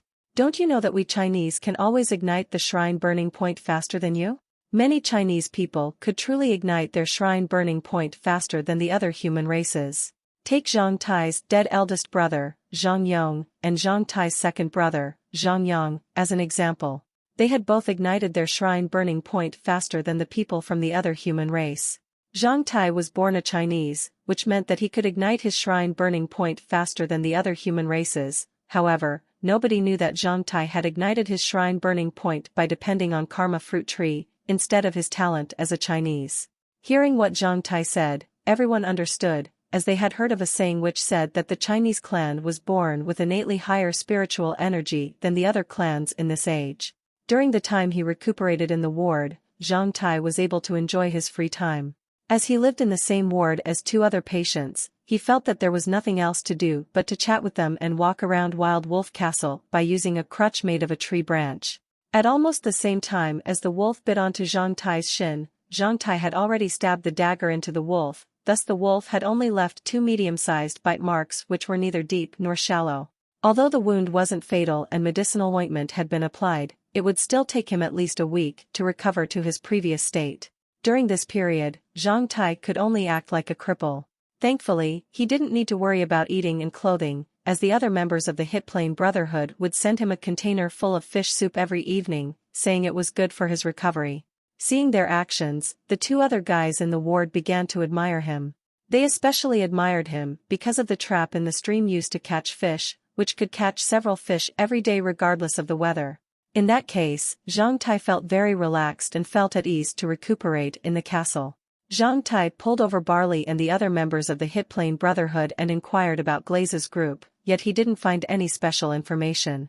With the exception of Glaze still being forbidden to enter Wild Wolf Castle, Zuhair and the other members would occasionally go to Wild Wolf Castle to show off or exchange their prey for other things. The attack of the wild wolves was like Zhang Tai's bruises and wounds. Aside from leaving a mark on his heart, this incident was soon forgotten by the public. During the survival training, there was a lot of news circulating, as there were many events happening in Wild Wolf Valley every day. After going through this life and death situation, Zhang Tai had become more mature. Although the second leakless fruit had already ripened 3 days ago, Zhang Tai remained calm and didn't eat it. In fact, he didn't even spare a glance at the castle of black iron, as he was currently in Wild Wolf Castle, making it inconvenient for him to move. Before the survival training had even started, he had considered the castle of black iron to be something extremely important to him. However, after experiencing that life and death situation, the importance he attached to the castle of black iron was not as much as he previously attached. He began to realize that there were many other things that were more important than the castle of black iron. Sunshine, for example, was something that he learned the value of after having entered that pitch-black hole. Without sunshine, plants would not be able to grow, without plants, animals would not be able to survive, and without animals and plants, human beings would not be able to survive either. Although sunshine was precious and represented hope and life, it was still free. Air was very precious, without which people would soon die within a couple minutes, yet air was free. Water was very precious, without which most living beings would not be able to live on, yet water was also free in the wild. Family bonds were precious, in fact, it was the most precious thing in the world, yet that was also free, as many people had been born with it. Friendship was very precious and could spice up your life, making life more substantial, yet friendship was also free. Love was very precious. As Hista had told him, love was the most beautiful thing in the world. The moment of ecstasy as a man and a woman seduced each other in order to make love was truly beautiful. As Zhang Tai had never done such a thing, he could only temporarily trust Hista. Life was also the most precious thing in the world, and yet it was something given to him by his parents for free. Zhang Tai realized that many things that could be bought were not too precious, while things that were truly precious could never be bought with money. Many people had ignored the precious things in their lives and were instead pursuing the things that could be bought with money. Once they found what was truly precious in their daily lives, they could truly be considered rich. Understanding this, Zhang Tai's view of the world instantly expanded. Every morning, after waking up, he would wash his face and brush his teeth. Afterwards, he could climb atop a small hill with the help of his crutch. Standing atop that small hill, he would inhale the fresh air as he did some simple exercises, pleasantly waiting for the first rays of sunshine to shine upon him. The feeling of being bathed in the first rays of sunshine brought people an euphoric sensation. After welcoming the arrival of the first rays of sunshine, Zhang Tai returned using the crutch. He would casually bring some food and pick up some common rocks on the road before using them to occupy a small booth outside the gate of Wild Wolf Castle. Sitting in front of the booth, he would watch the beauties enter and leave the castle. Zhang Tai had discovered that there was a benefit of watching the beauties. It would speed up the circulation of his blood, which was beneficial to his recovery. This was good for my recovery. Zhang Tai found himself a shameless excuse. Using this shameless excuse, every time he watched the beauties, he would end up using his right-hand shame-covering technique as he put his right hand into his trouser pocket and pushed down on his restless P***nis while awkwardly escaping. After watching the beauties, Zhang Tai would casually eat some lunch before having a luxurious nap. Upon waking up through the help of his biological clock, he would wander about the square filled with vitality and would look for Pandora in order to exchange for some wild fruits, which would be his snacks. With wild fruits in his mouth, he would visit the iron smelting workshop in Wild Wolf Castle to learn about craftsmanship and smelting iron and would watch the fellows there complete assembling a set of steam engines in the simple workshop. For using charcoals to melt iron, the biggest problem was that the temperature of the burning charcoal was not high enough to melt iron ores in the crucible, and without sufficient heat, it would not be possible to obtain steel. Block iron smelting was commonly used. After mixing the iron ores and the charcoal together in the iron melting kiln, they would repetitively temper the iron blocks and push out the impurities from within. Due to the low amount of carbon content, wrought iron was soft and could not be directly used to be processed into tools without being carbized, which would allow them to obtain low-carbon steel. Although Zhang Tai had learned this knowledge at school, he still needed some time to proficiently put them into practice. These days, he had already been familiar with the group of craftsmen in the iron melting workshop. Sometimes, he even went there to help them wave the bar, which would blow air and thus making the fire more ferocious, or brought them some fruits in exchange for learning something. After a few days of learning, Zhang Tai found that he was now able to proficiently smelt iron and knew how to completely carbize wrought iron. This could be considered an accidental achievement. For the past few days, as he was recuperating, Zhang Tai didn't know that his survival from the attack of the wolves had left a good impression on Captain Kurlin, who was planning to give a truly good reward. 1. Adding carbon to iron or steel to toughen the material. Chapter 88, Iron Blood Fist. The medicine applied to Zhang Tai's legs was brought by Captain Kurlin. Every 2 days, Captain Kurlin would visit Zhang Tai and would drop off a small packet of medicinal powder, which was to be applied to his wounds. Unknown whether it was the effect of the powder or the small tree in the castle of black iron, Zhang Tai discovered that the recovery of the wounds on his legs was truly fast. By the second time he applied the medicinal powder to his wounds, Zhang Tai already did not need to use a crutch to walk. 6 days later, when he applied the medicinal powder for the third time, Zhang Tai was already able to run. During Captain Kurlin's third visit of bringing the medicinal powder, at the sight of the one-eyed man nodding as he squatted down to inspect the wounds on his legs, Zhang Tai knew that the number of days left in his vacation in Wild Wolf Castle was few. These past few days, Zhang Tai realized that the one-eyed man had been kinder to him. Sometimes, he would even casually chat with Zhang Tai, causing Zhang Tai to feel extremely flattered. After you apply the medicine on your wounds this time, you should be fine and can leave Wild Wolf Castle tomorrow. Don't even think about pretending to be sick to stay here. You're rather resilient, so if you pay a bit of attention and protect the wounds, then they will only scar. I know. Zhang Tai sincerely looked at Captain Kurlin. Captain Kurlin, I really have to thank you for taking care of me during this time. There's an old Chinese saying, if you are given a drop of water, then you will repay with a spring. You have saved my life this time. This is something that I will definitely never forget. Hearing Zhang Tai's words, Captain Kurlin slightly became stunned before showing a smile. Boy, how do you think you could help me in your present condition? A LV-1 fighter like you is barely qualified to join the lowest level cannon fodder camps. Although I am not able to help now, but that doesn't mean I can't in the future. Humans strive to keep improving themselves, step by step. Zhang Tai calmly explained. Good, you have ambition. Captain Kurlin encouraged him. The escape theory you explained in class gave me a good impression of you, but never would I have thought that you were this good at escaping. However, you can't always just escape. There will be many situations where you would have no choice but to fight. When faced with such a situation, you need real force and real combat capabilities to be able to survive. Suppose the pikeman matrix you're in was faced with a LV-4 pikeman matrix. At the order of your commander, you would have to charge forward at that matrix, as you have to follow military regulation and the fighting supervision squad was behind you. With your current capabilities, your only option would be to charge forward as cannon fodder, buying time for your commander to think of his plans and deployment. In such a scenario, do you think you could escape? Zhang Tai kept silent for a while before dejectedly answering, No, I don't. So, even if you were able to escape 100 times, as long as you encounter this scenario, you will definitely die. As a man, as a fighter, you should not be using your abilities to avoid the enemy. Instead, you should have your abilities to destroy them. If you want to become useful in the future, your current strength is not enough. You will have to further cultivate. As Captain Kurlin said this, he pulled a book out from his clothes and casually threw it into Zhang Tai's hand. I obtained this book from a battlefield before. Although it's not very precious, it's not ordinary either. At the very least, it's better than the fighting skills you have learned at school and the ones you would learn in the Alliance's military. This will be my present to you. It will be up to you whether or not you can master it. Zhang Tai looked in amazement at the name of the book. It seemed to be a very great skill. Zhang Tai forcefully swallowed his saliva.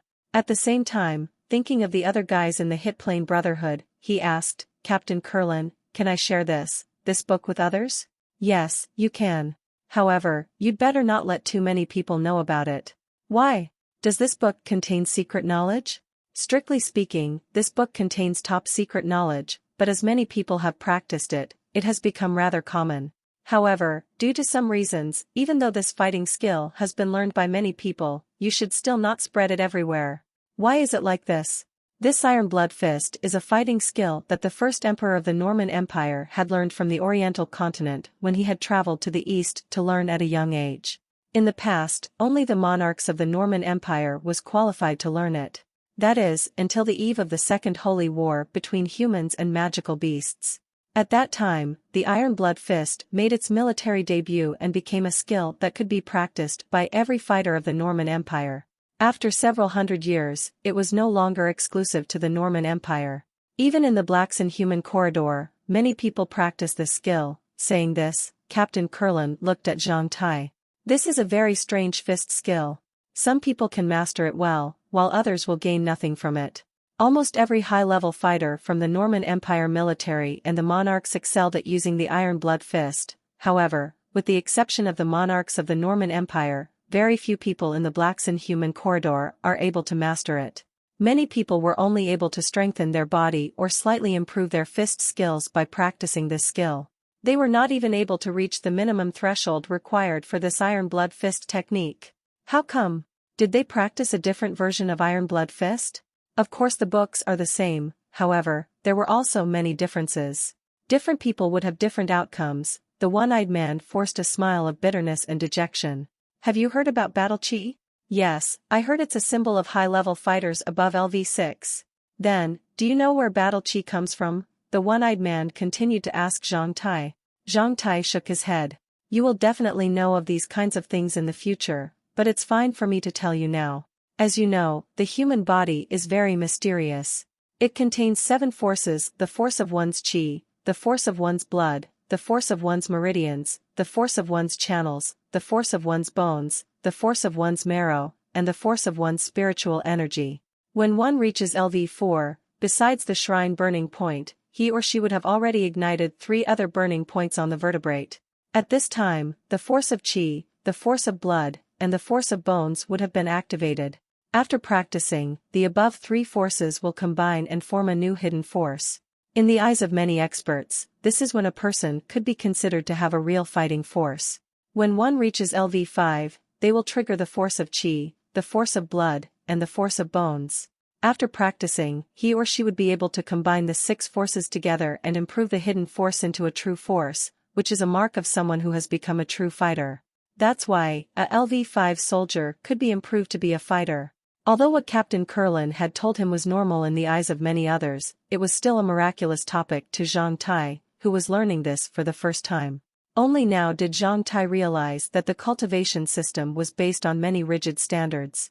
Are you saying that battle chi is a product of a fighter combining his force of spiritual energy into his true force? Yes, if you want to form battle chi, you will have to combine the 7 forces in your body. This is the foundation. Aside from the combination of the 7 forces, you will also need a sufficient amount of strong chi, which would be combined with the 7 forces before you are able to form battle chi. When it accumulates to a certain degree, such force will appear on your body, and this is called battle chi appearance. This is also the reason why many people have difficulties in training the Iron Blood Fist. Most people who practice the Iron Blood Fist can't form the Iron Blood Battle Chi when they reach LV6. If it wasn't triggered by the Iron Blood Battle Chi, then the Iron Blood Fist would not pose a threat to any of the high-level fighters at all. That's why many people will give up practicing it after they reach LV6. What about hidden force and true force? Is it difficult to form them? Of course. Captain Kurlin nodded. Iron Blood Hidden Force and Iron Blood True Force are 2 barriers you have to break through. Besides the monarchy of the Norman Empire, only 1 in 100 people who practice the Iron Blood Fist skill would be able to form Iron Blood Hidden Force, and only 1 in 10 of which would be able to form the Iron Blood True Force. From that 1/10, at most 1 in 20 or 30 of the people who had formed the Iron Blood True Force would be able to form Iron Blood Battle Chi. Zhang Tai stood still for a while before dejectedly asking, so you're saying that at most 1 out of every 20,000 or 30,000 people who practice the Iron Blood Fist skill is able to form their Iron Blood Battle Chi and become a true high-level fighter? With wide-opened eyes, Captain Kurlin responded, of course. If it wasn't that difficult, then everyone in the world would become a high-level fighter. If it was that easily mastered, then even if 1/100 of the fighters in the Norman Empire military could form their Iron Blood Battle Chi, then the Norman Empire would already be able to sweep through the whole Blackson human corridor. Don't think that this secret fighting skill from the monarchy of the Norman Empire could be that easily mastered. The Iron Blood Fist is this mighty because of its hidden force, true force, and battle chi are much more advanced than any other forms of hidden force, true force, and battle chi. Any cultivator who has mastered the Iron Blood Fist skill would become a top existence within their level. If we were to take 2 people with different forms of hidden force, the person with the Iron Blood Hidden Force would be at least 5 times stronger the other person who has a common hidden force. That powerful? Zhang Tai slightly gaped before a question flashed in his mind. Captain Kurlin, how far have you practiced it? Have you formed Iron Blood battle chi? After asking, Zhang Tai felt a bit of regret. As he knew Captain Kurlin had never displayed this fist skill in public, then he must not have formed it. Certainly, hearing Zhang Tai's question, Captain Kurlin's face turned slightly red. Glaring at Zhang Tai, he furiously replied, "No crap, I'm practicing the Mad Lion battle chi. Previously, I almost formed Iron Blood Hidden Force. If I had mastered the Iron Blood fist skill and had formed Iron Blood battle chi, then the Andaman Alliance would have long invited me over. Currently, I am just a junior captain. If I had mastered the Iron Blood fist skill, I would have long been promoted to colonel. Even if it's not within the Andaman Alliance, I would still have a great chance in the Norman Empire. Because this fist skill is known as the Fist of the Battle God within the Norman Empire military and is revered by them. As long as you could form Iron Blood Hidden Force, then you would be promoted to second lieutenant at the very least. For others who want to be promoted to second lieutenant, they would have to be at least LV6, while people who have formed Iron Blood Hidden Force could already be able to promoted to second lieutenant at LV4. That is how people who have formed Iron Blood Fist skill are treated in Norman Empire military. If you don't want to practice it, just give it back to me. I will give it to someone else. Even though Iron Blood battle chi probably won't be formed, this fist skill is still useful to a certain degree. Captain Kurlin pretended to take it back. Don't do that. Hearing Captain Kurlin's words, Zhang Tai hurriedly hid the book in his clothes. With a brilliant smile on his face, Zhang Tai immediately started to flatter him. Captain Kurlin, you must have gained this book too late, missing the best time to cultivate, which caused you to fail to form the Iron Blood battle chi. In contrast, the people in the Norman Empire must have been lucky because they had already started to practice it since they were very young. If Captain Kurlin had started to practice it at a young age as well, then you would definitely have made it. Hearing Zhang Tai's flattery, Captain Kurlin became a bit delighted. After exchanging a few more words with Zhang Tai, Captain Kurlin left the ward where Zhang Tai was recuperating. After Captain Kurlin left, Zhang Tai started to read the first page of Under the Lights from the lamps in the room. However, the aggressive sentence printed in Chinese at the beginning completely shocked Zhang Tai. Fist skill, namely power. When one exerts their utmost effort, one will obtain the essence of the skill. Chapter 89, Secret Knowledge and Angel. Holding on to the mysterious book, Zhang Tai skimmed through the book of about 200 pages, unable to sleep. The paper was both water-resistant and fire-resistant and was coated in silver. Zhang Tai knew that silver-coated paper was extremely expensive. Only a few very important classical or sacred books would be recorded on silver-coated paper. However, as silver-coated papers could not be printed, people had to use a special pen and ink in order to leave marks on the paper, thus all books or texts made using silver-coated paper, including the book containing the skill, would have to be copied by hand. Even the patterns inside the book were painted by hand.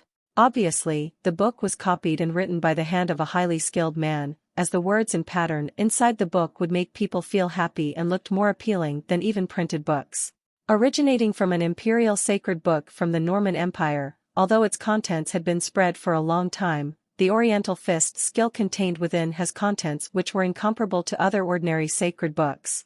With the first page alone, Zhang Tai had already been deeply captivated. Lots of secret knowledge was recorded in this book. After one night of reading, within his mind, Zhang Tai had basically formed a framework of cultivating the Iron Blood fist skill. The cultivation system of the Iron Blood fist skill was composed of 3 parts. The first part of the book was stake work cultivation. 1. According to the book, stake work was the basis for cultivating and enhancing the power of the Iron Blood fist. There were 3 types of stake works introduced in the book: lying tiger stake, coiling dragon stake, and cross stake. For the lying tiger stake, the cultivator was to lower his body and sprawl on the ground like tiger, keeping still for a period longer than half an hour before moving on to the next stage. For the coiling dragon stake, the cultivator was to cross their legs until their knees touched, much like a coiling snake.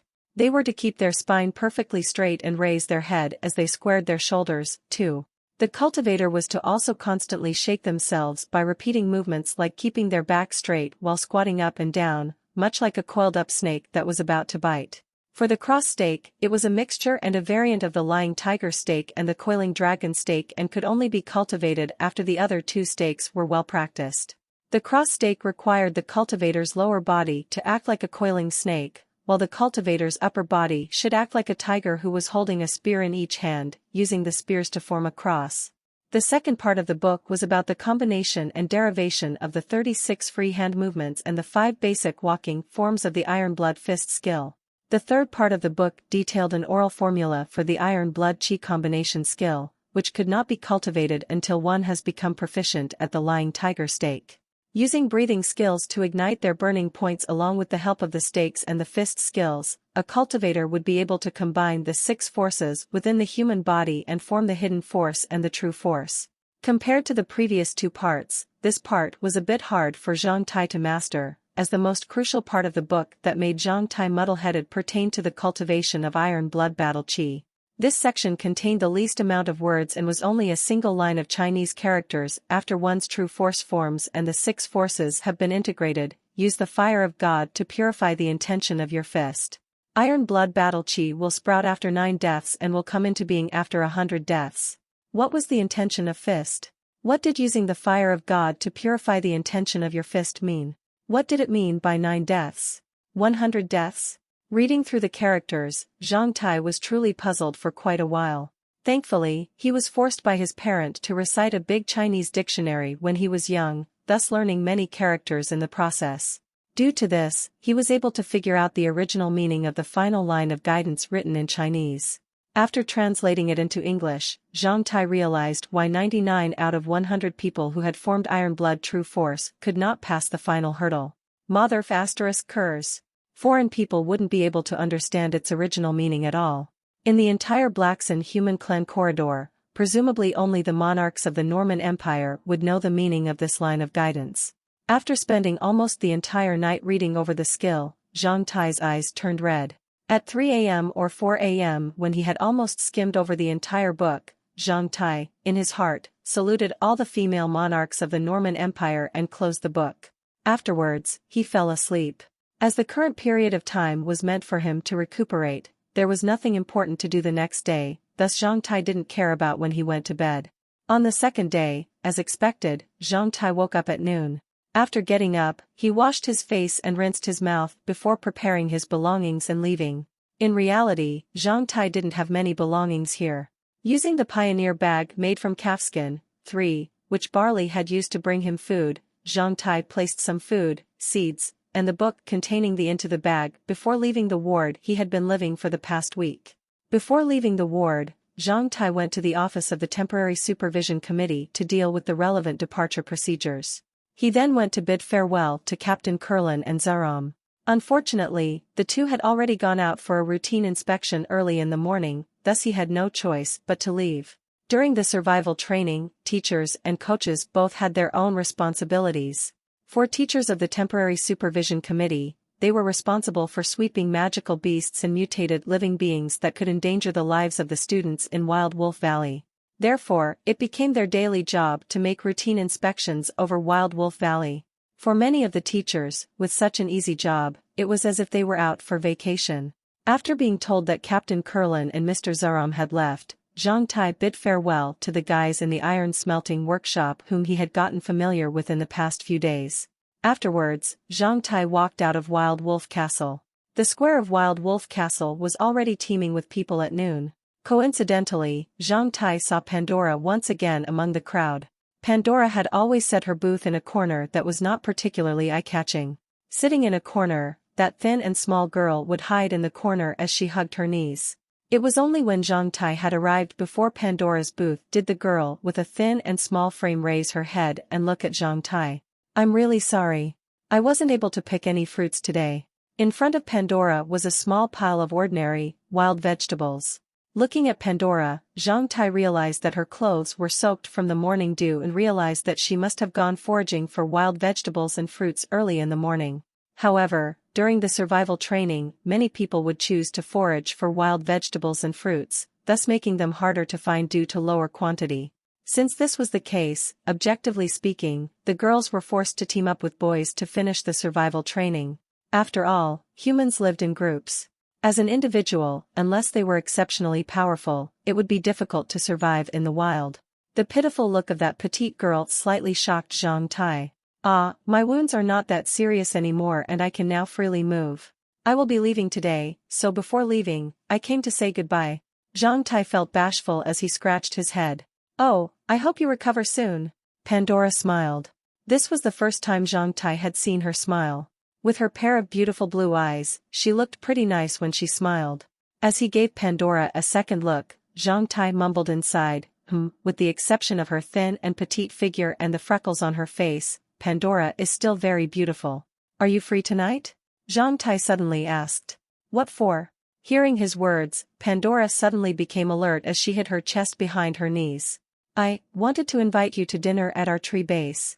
I realize that you always forage for food by yourself, so if you haven't joined any team yet, then I wish to sincerely invite you to join us. We have 7 male students, all of which are nice guys. Are you inviting me to be your partner during the survival training? Pandora's eyes started to shine, however, they soon became depressed once again. No. I can't agree. Why? Zhang Tai was startled. They said that anyone who's with me will suffer misfortune. I don't want to bring you troubles. Last time, right after you bought my wild fruits, you were forced to jump into a hole by wolves, Pandora dejectedly said. Nonsense. How could I blame you for that? Look at me, aren't I perfectly fine? As he said this, Zhang Tai flexed his muscle in a manner akin to bodybuilders in order to show off the muscles on his arms, causing Pandora to bashfully chuckle. You really don't care? Of course not. Don't listen to what they're saying. I even see you as my lucky angel. If it weren't for you, I might have already starved to death, Zhang Tai loudly shouted. Then, okay. Pandora finally agreed after thinking for a while. Receiving Pandora's consent, Zhang Tai heaved a sigh of relief inside. Since this was the first time he had invited a girl, if he were to have been refused, then he would really feel like he had lost face. In regards to the attack from the wild wolves, Mr. Zaram had already implied that Zhang Tai might have been set up by someone, so how could he blame Pandora for that incident? Besides, when Zhang Tai was very young, his mom had told him never to blame others for your own bad luck. A man should be committed. Zhang Tai had always kept that sincere guidance deep in his mind. Then, it's a set. In the afternoon, I will come here to pick you up. Our tree house is very interesting, and we all live inside tree hollows. We will also have fish soup to drink tonight. Living in tree hollows? Pandora slightly raised her face, which contained an expression of longing. At the sight of Pandora's curious expression, Zhang Tai immediately affirmed that fish soup and tree houses were both attractive to girls. Oh, right. Zhang Tai took out of several pieces of dried rations and dried meat from his bag and put away all the wild vegetables that had been wrapped with clean tree leaves by Pandora. I want all the wild vegetables. The dried rations and dried meat given by Zhang Tai to Pandora was excessively greater than the value of the wild vegetables, causing Pandora to get up hurriedly. It's too much, I don't need that much. Haha, it's okay. The extra can be considered your free lunch. Zhang Tai smiled and waved his hands towards Pandora before he strode out of the square. Looking at Zhang Tai's shadow, the girl slightly narrowed her eyes as she mumbled, could I really be someone's lucky angel? TL/ED notes. 1. Think of it as like a wooden stake. This is building the foundation of what's to come. 2. To pull back one's shoulder. 3. Leather made from cows. Chapter 90, Sharing Good Things. Ever since Zhang Tai was attacked by the wolves, the other horny students had voluntarily began to sweep the region 5 kilometers away from Wild Wolf Castle for wild wolves many times, resulting in the path between Wild Wolf Castle and the tree house to be much safer and not even a single strand of wolf fur could be found. What happened to Zhang Tai reminded everybody of the potential dangers. After all, such an incident could also happen to others. None of the horny students wanted to encounter a pack of wolves alone when they were accompanying girls back to Wild Wolf Castle. Thus they all exerted their utmost efforts to clear out the wild wolves. During this process, they had truly encountered several lone wolves, however, they were unable to find the other 4 wolves who had attacked Zhang Tai that day. On the way back to the tree base, especially when he passed by that grassland, Zhang Tai couldn't help but recall the incident that had happened to him that day and the furious gazes of the wolves that were fixed on him. The eternal hatred in their eyes made Zhang Tai feel that he might encounter the 4 wild wolves once again. Currently, it was noon, and only Baghdad was left on duty at the tree base. Returning to the tree base, Zhang Tai saw Baghdad and his bare arms. In his hands was a spear, which he used to practice a thrusting movement. The moment Zhang Tai came close to the tree base, he had already been noticed by Baghdad. Who? Covered in sweat, Baghdad turned around with the spear in hand. Working hard, youth. I wonder if you were stimulated by me, who has already ignited my shrine burning point. Zhang Tai walked over with a smile. Seeing Zhang Tai's face, Baghdad, who was surprised at Zhang Tai's return, instantly froze. As his face twitched, Baghdad cursed, B*****. At the same time, dropping his spear, he walked towards Zhang Tai and fiercely embraced him. Don't get arrogant. I will surpass you sooner or later. Baghdad, did you know? I have always had a big secret, but I do not have the heart to tell you. Zhang Tai said with a serious expression. Hearing Zhang Tai's words, as expected, Baghdad asked, what secret? The secret is, in fact, I am actually a genius among geniuses. When Zhang Tai replied, his solemn look turned into an obscene smile, one which made Baghdad really want to beat him. In the past, I just wanted to experience the life of you mortals, so in order to not make you feel bad, I have controlled my brilliance and have only shown 5% of my power. After this incident, I have decided to exert my utmost efforts to cultivate, which means that it would be next to impossible for you to surpass me from now on. I suggest you to choose a different target, as it is truly unfortunate for you, a mortal, to treat me as your target. Arg, you be *****. Realizing that he had been played by Zhang Tai, Baghdad wrapped his arm around Zhang Tai's neck, almost causing him to suffocate. As expected, returning to the tree base, when Barley and the other members of the Hit Plane Brotherhood caught sight of Zhang Tai, they became extremely excited. Although they were not able to achieve too much today and were unable to catch any large prey using the big pits they had dug, using the small traps taught by Zhang Tai, which were made of stones and twigs, they were able to catch 2 pheasants. Additionally, they got more than 10 palm-sized fish from the trap near the stream. Together with the wild vegetables that Zhang Tai had brought, they would be able to enjoy a filling supper tonight. As dusk fell, Zhang Tai told them that he would invite a girl for supper. Under the whistles of the horny students, Zhang Tai went to pick up Pandora and brought her back to their tree base. As this was the first time she had been invited for supper by male students, Pandora looked somewhat stiff. However, after seeing the horny students laugh and joke around, she gradually became relaxed. After supper, Zhang Tai invited Pandora to take a look at their tree base. Afterwards, Zhang Tai, Baghdad, and Sharwin went together to send Pandora back to Wild Wolf Castle. At the sight of the corner of Pandora's mouth having been raised, Zhang Tai knew that both his invitation and the supper was a success. It seemed that inviting girls wasn't particularly hard. When they returned to the tree base, a bonfire had been lit under the dragonclaw tree. Barley and the other members of the Hit Plane Brotherhood were bragging as they sat under the tree and were talking about Pandora. Although her breasts and frame aren't fully developed, she still has a nice face. Big Head really has a strange taste in women, Leet said. Maybe this kind of girl can easily arouse Big Head's desire to sleep with her. I have heard that there are many impotent men in their 30s who like this kind of girl since they are easily convinced. Ha ha ha. Haven't you noticed that Pandora has a pair of watery eyes? According to my observations, all women with beautiful eyes are good at pleasing men, Hista obscenely said. Even Big Head has a girlfriend. We have to work hard too. I remember that there were many beautiful girls among the group of girls that we invited last time. We can have a try tomorrow. When it came to girls, the horny students all became thrilled. Seeing Zhang Tai and the other 2 members return, they moved aside and let them in before continuing with the topic. Under their persistence, Zhang Tai honestly poured out how he had gotten to know Pandora. Although Zhang Tai had claimed repetitively that he didn't have any evil thoughts about Pandora and had only invited her as a friend to join their team to pass through the survival training, nobody believed him. They simply responded with jeers and doubtful eyes. You don't have any evil intentions about her because you're not circumcised. Not to mention that you're forbidden to stay alone with girls. Heh. If it weren't for these 2 obstacles, you would have already shown your evil nature. I know you're planning to sleep with her when you return to Black Hot City. That's truly a good idea. You have really thought this through. Since that small girl isn't that attractive and is cautious, you will first get acquainted with her. Once you get acquainted with her, you won't have to worry about her being snatched by others.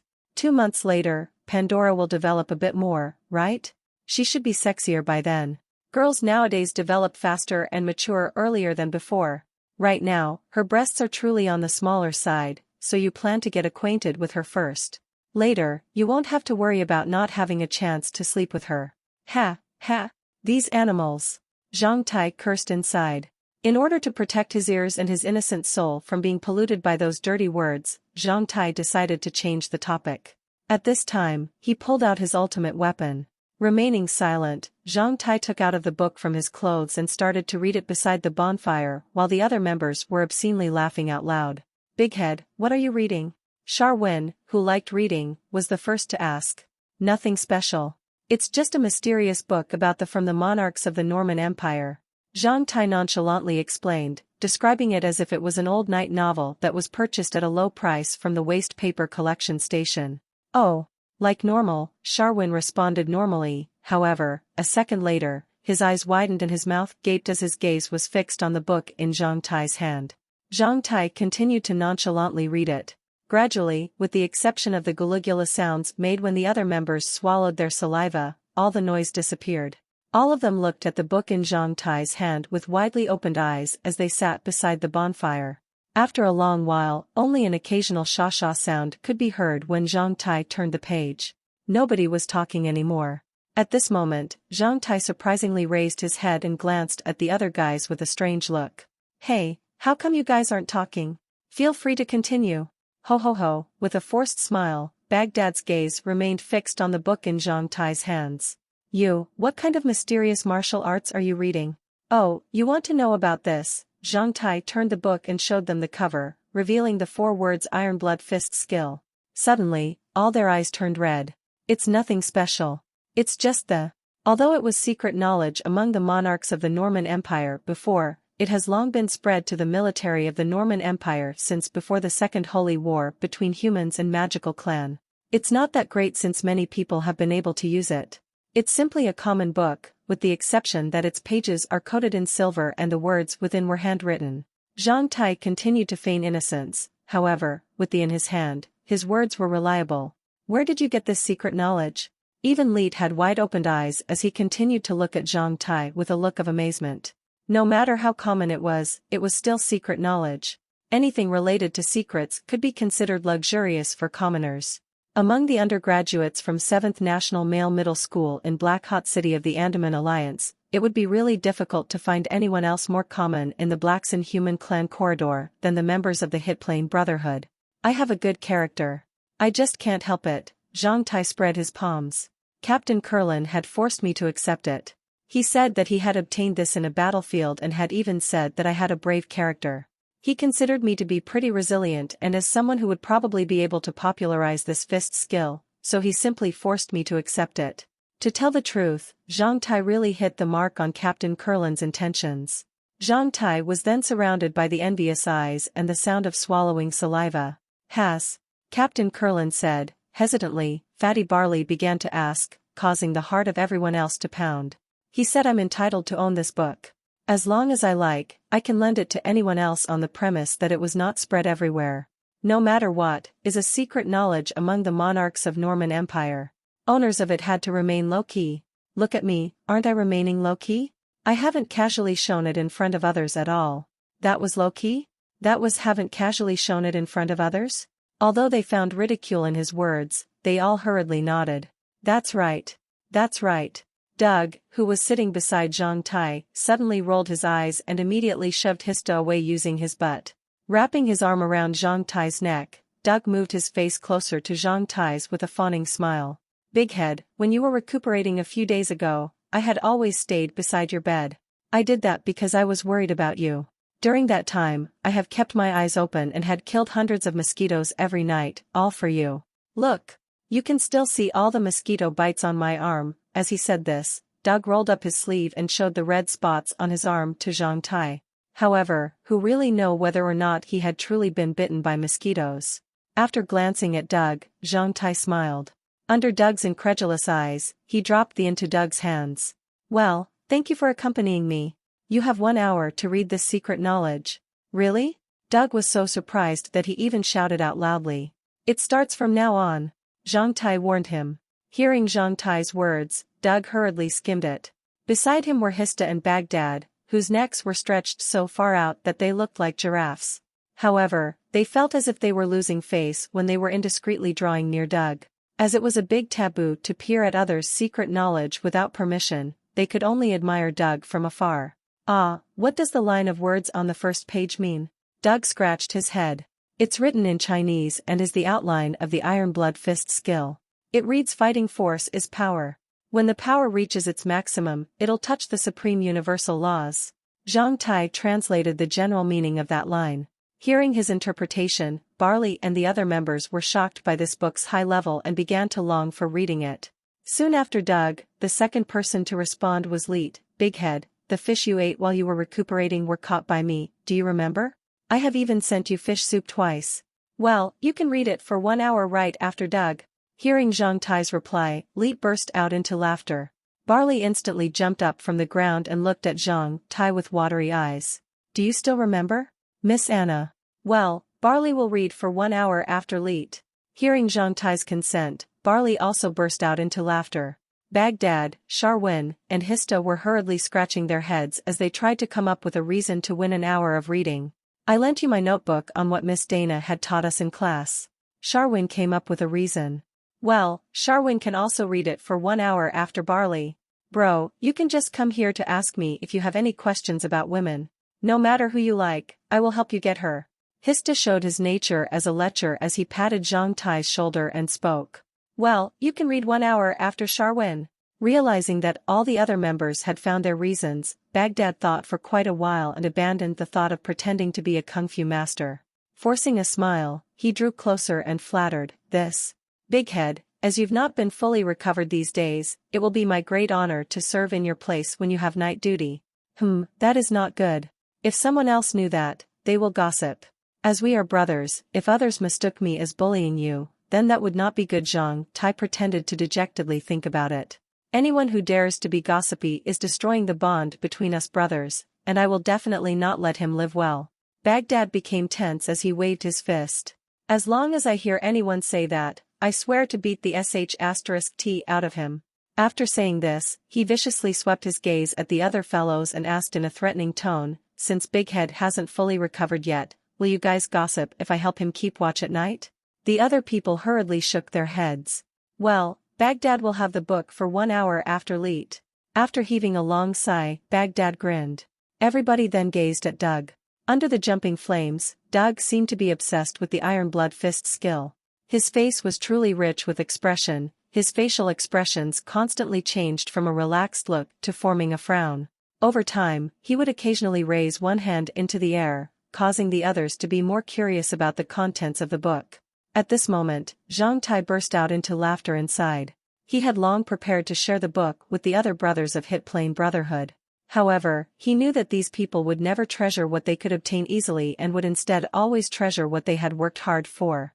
This was something that Donder had taught him.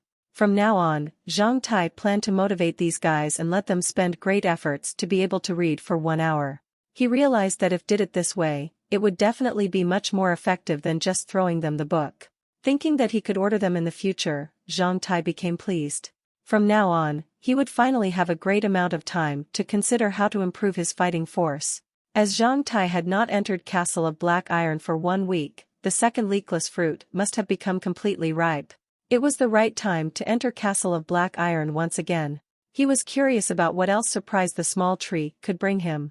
While Zhang Tai was pleasantly thinking about it, the images of Glaze and his lackeys appeared in his mind, followed by an image of Captain Curlin. Zhang Tai didn't know why, but when he recalled Captain Curlin's face these days, he could sense a hint of depression. Could it be his imagination? Or, was there something the one-eyed man was worried about?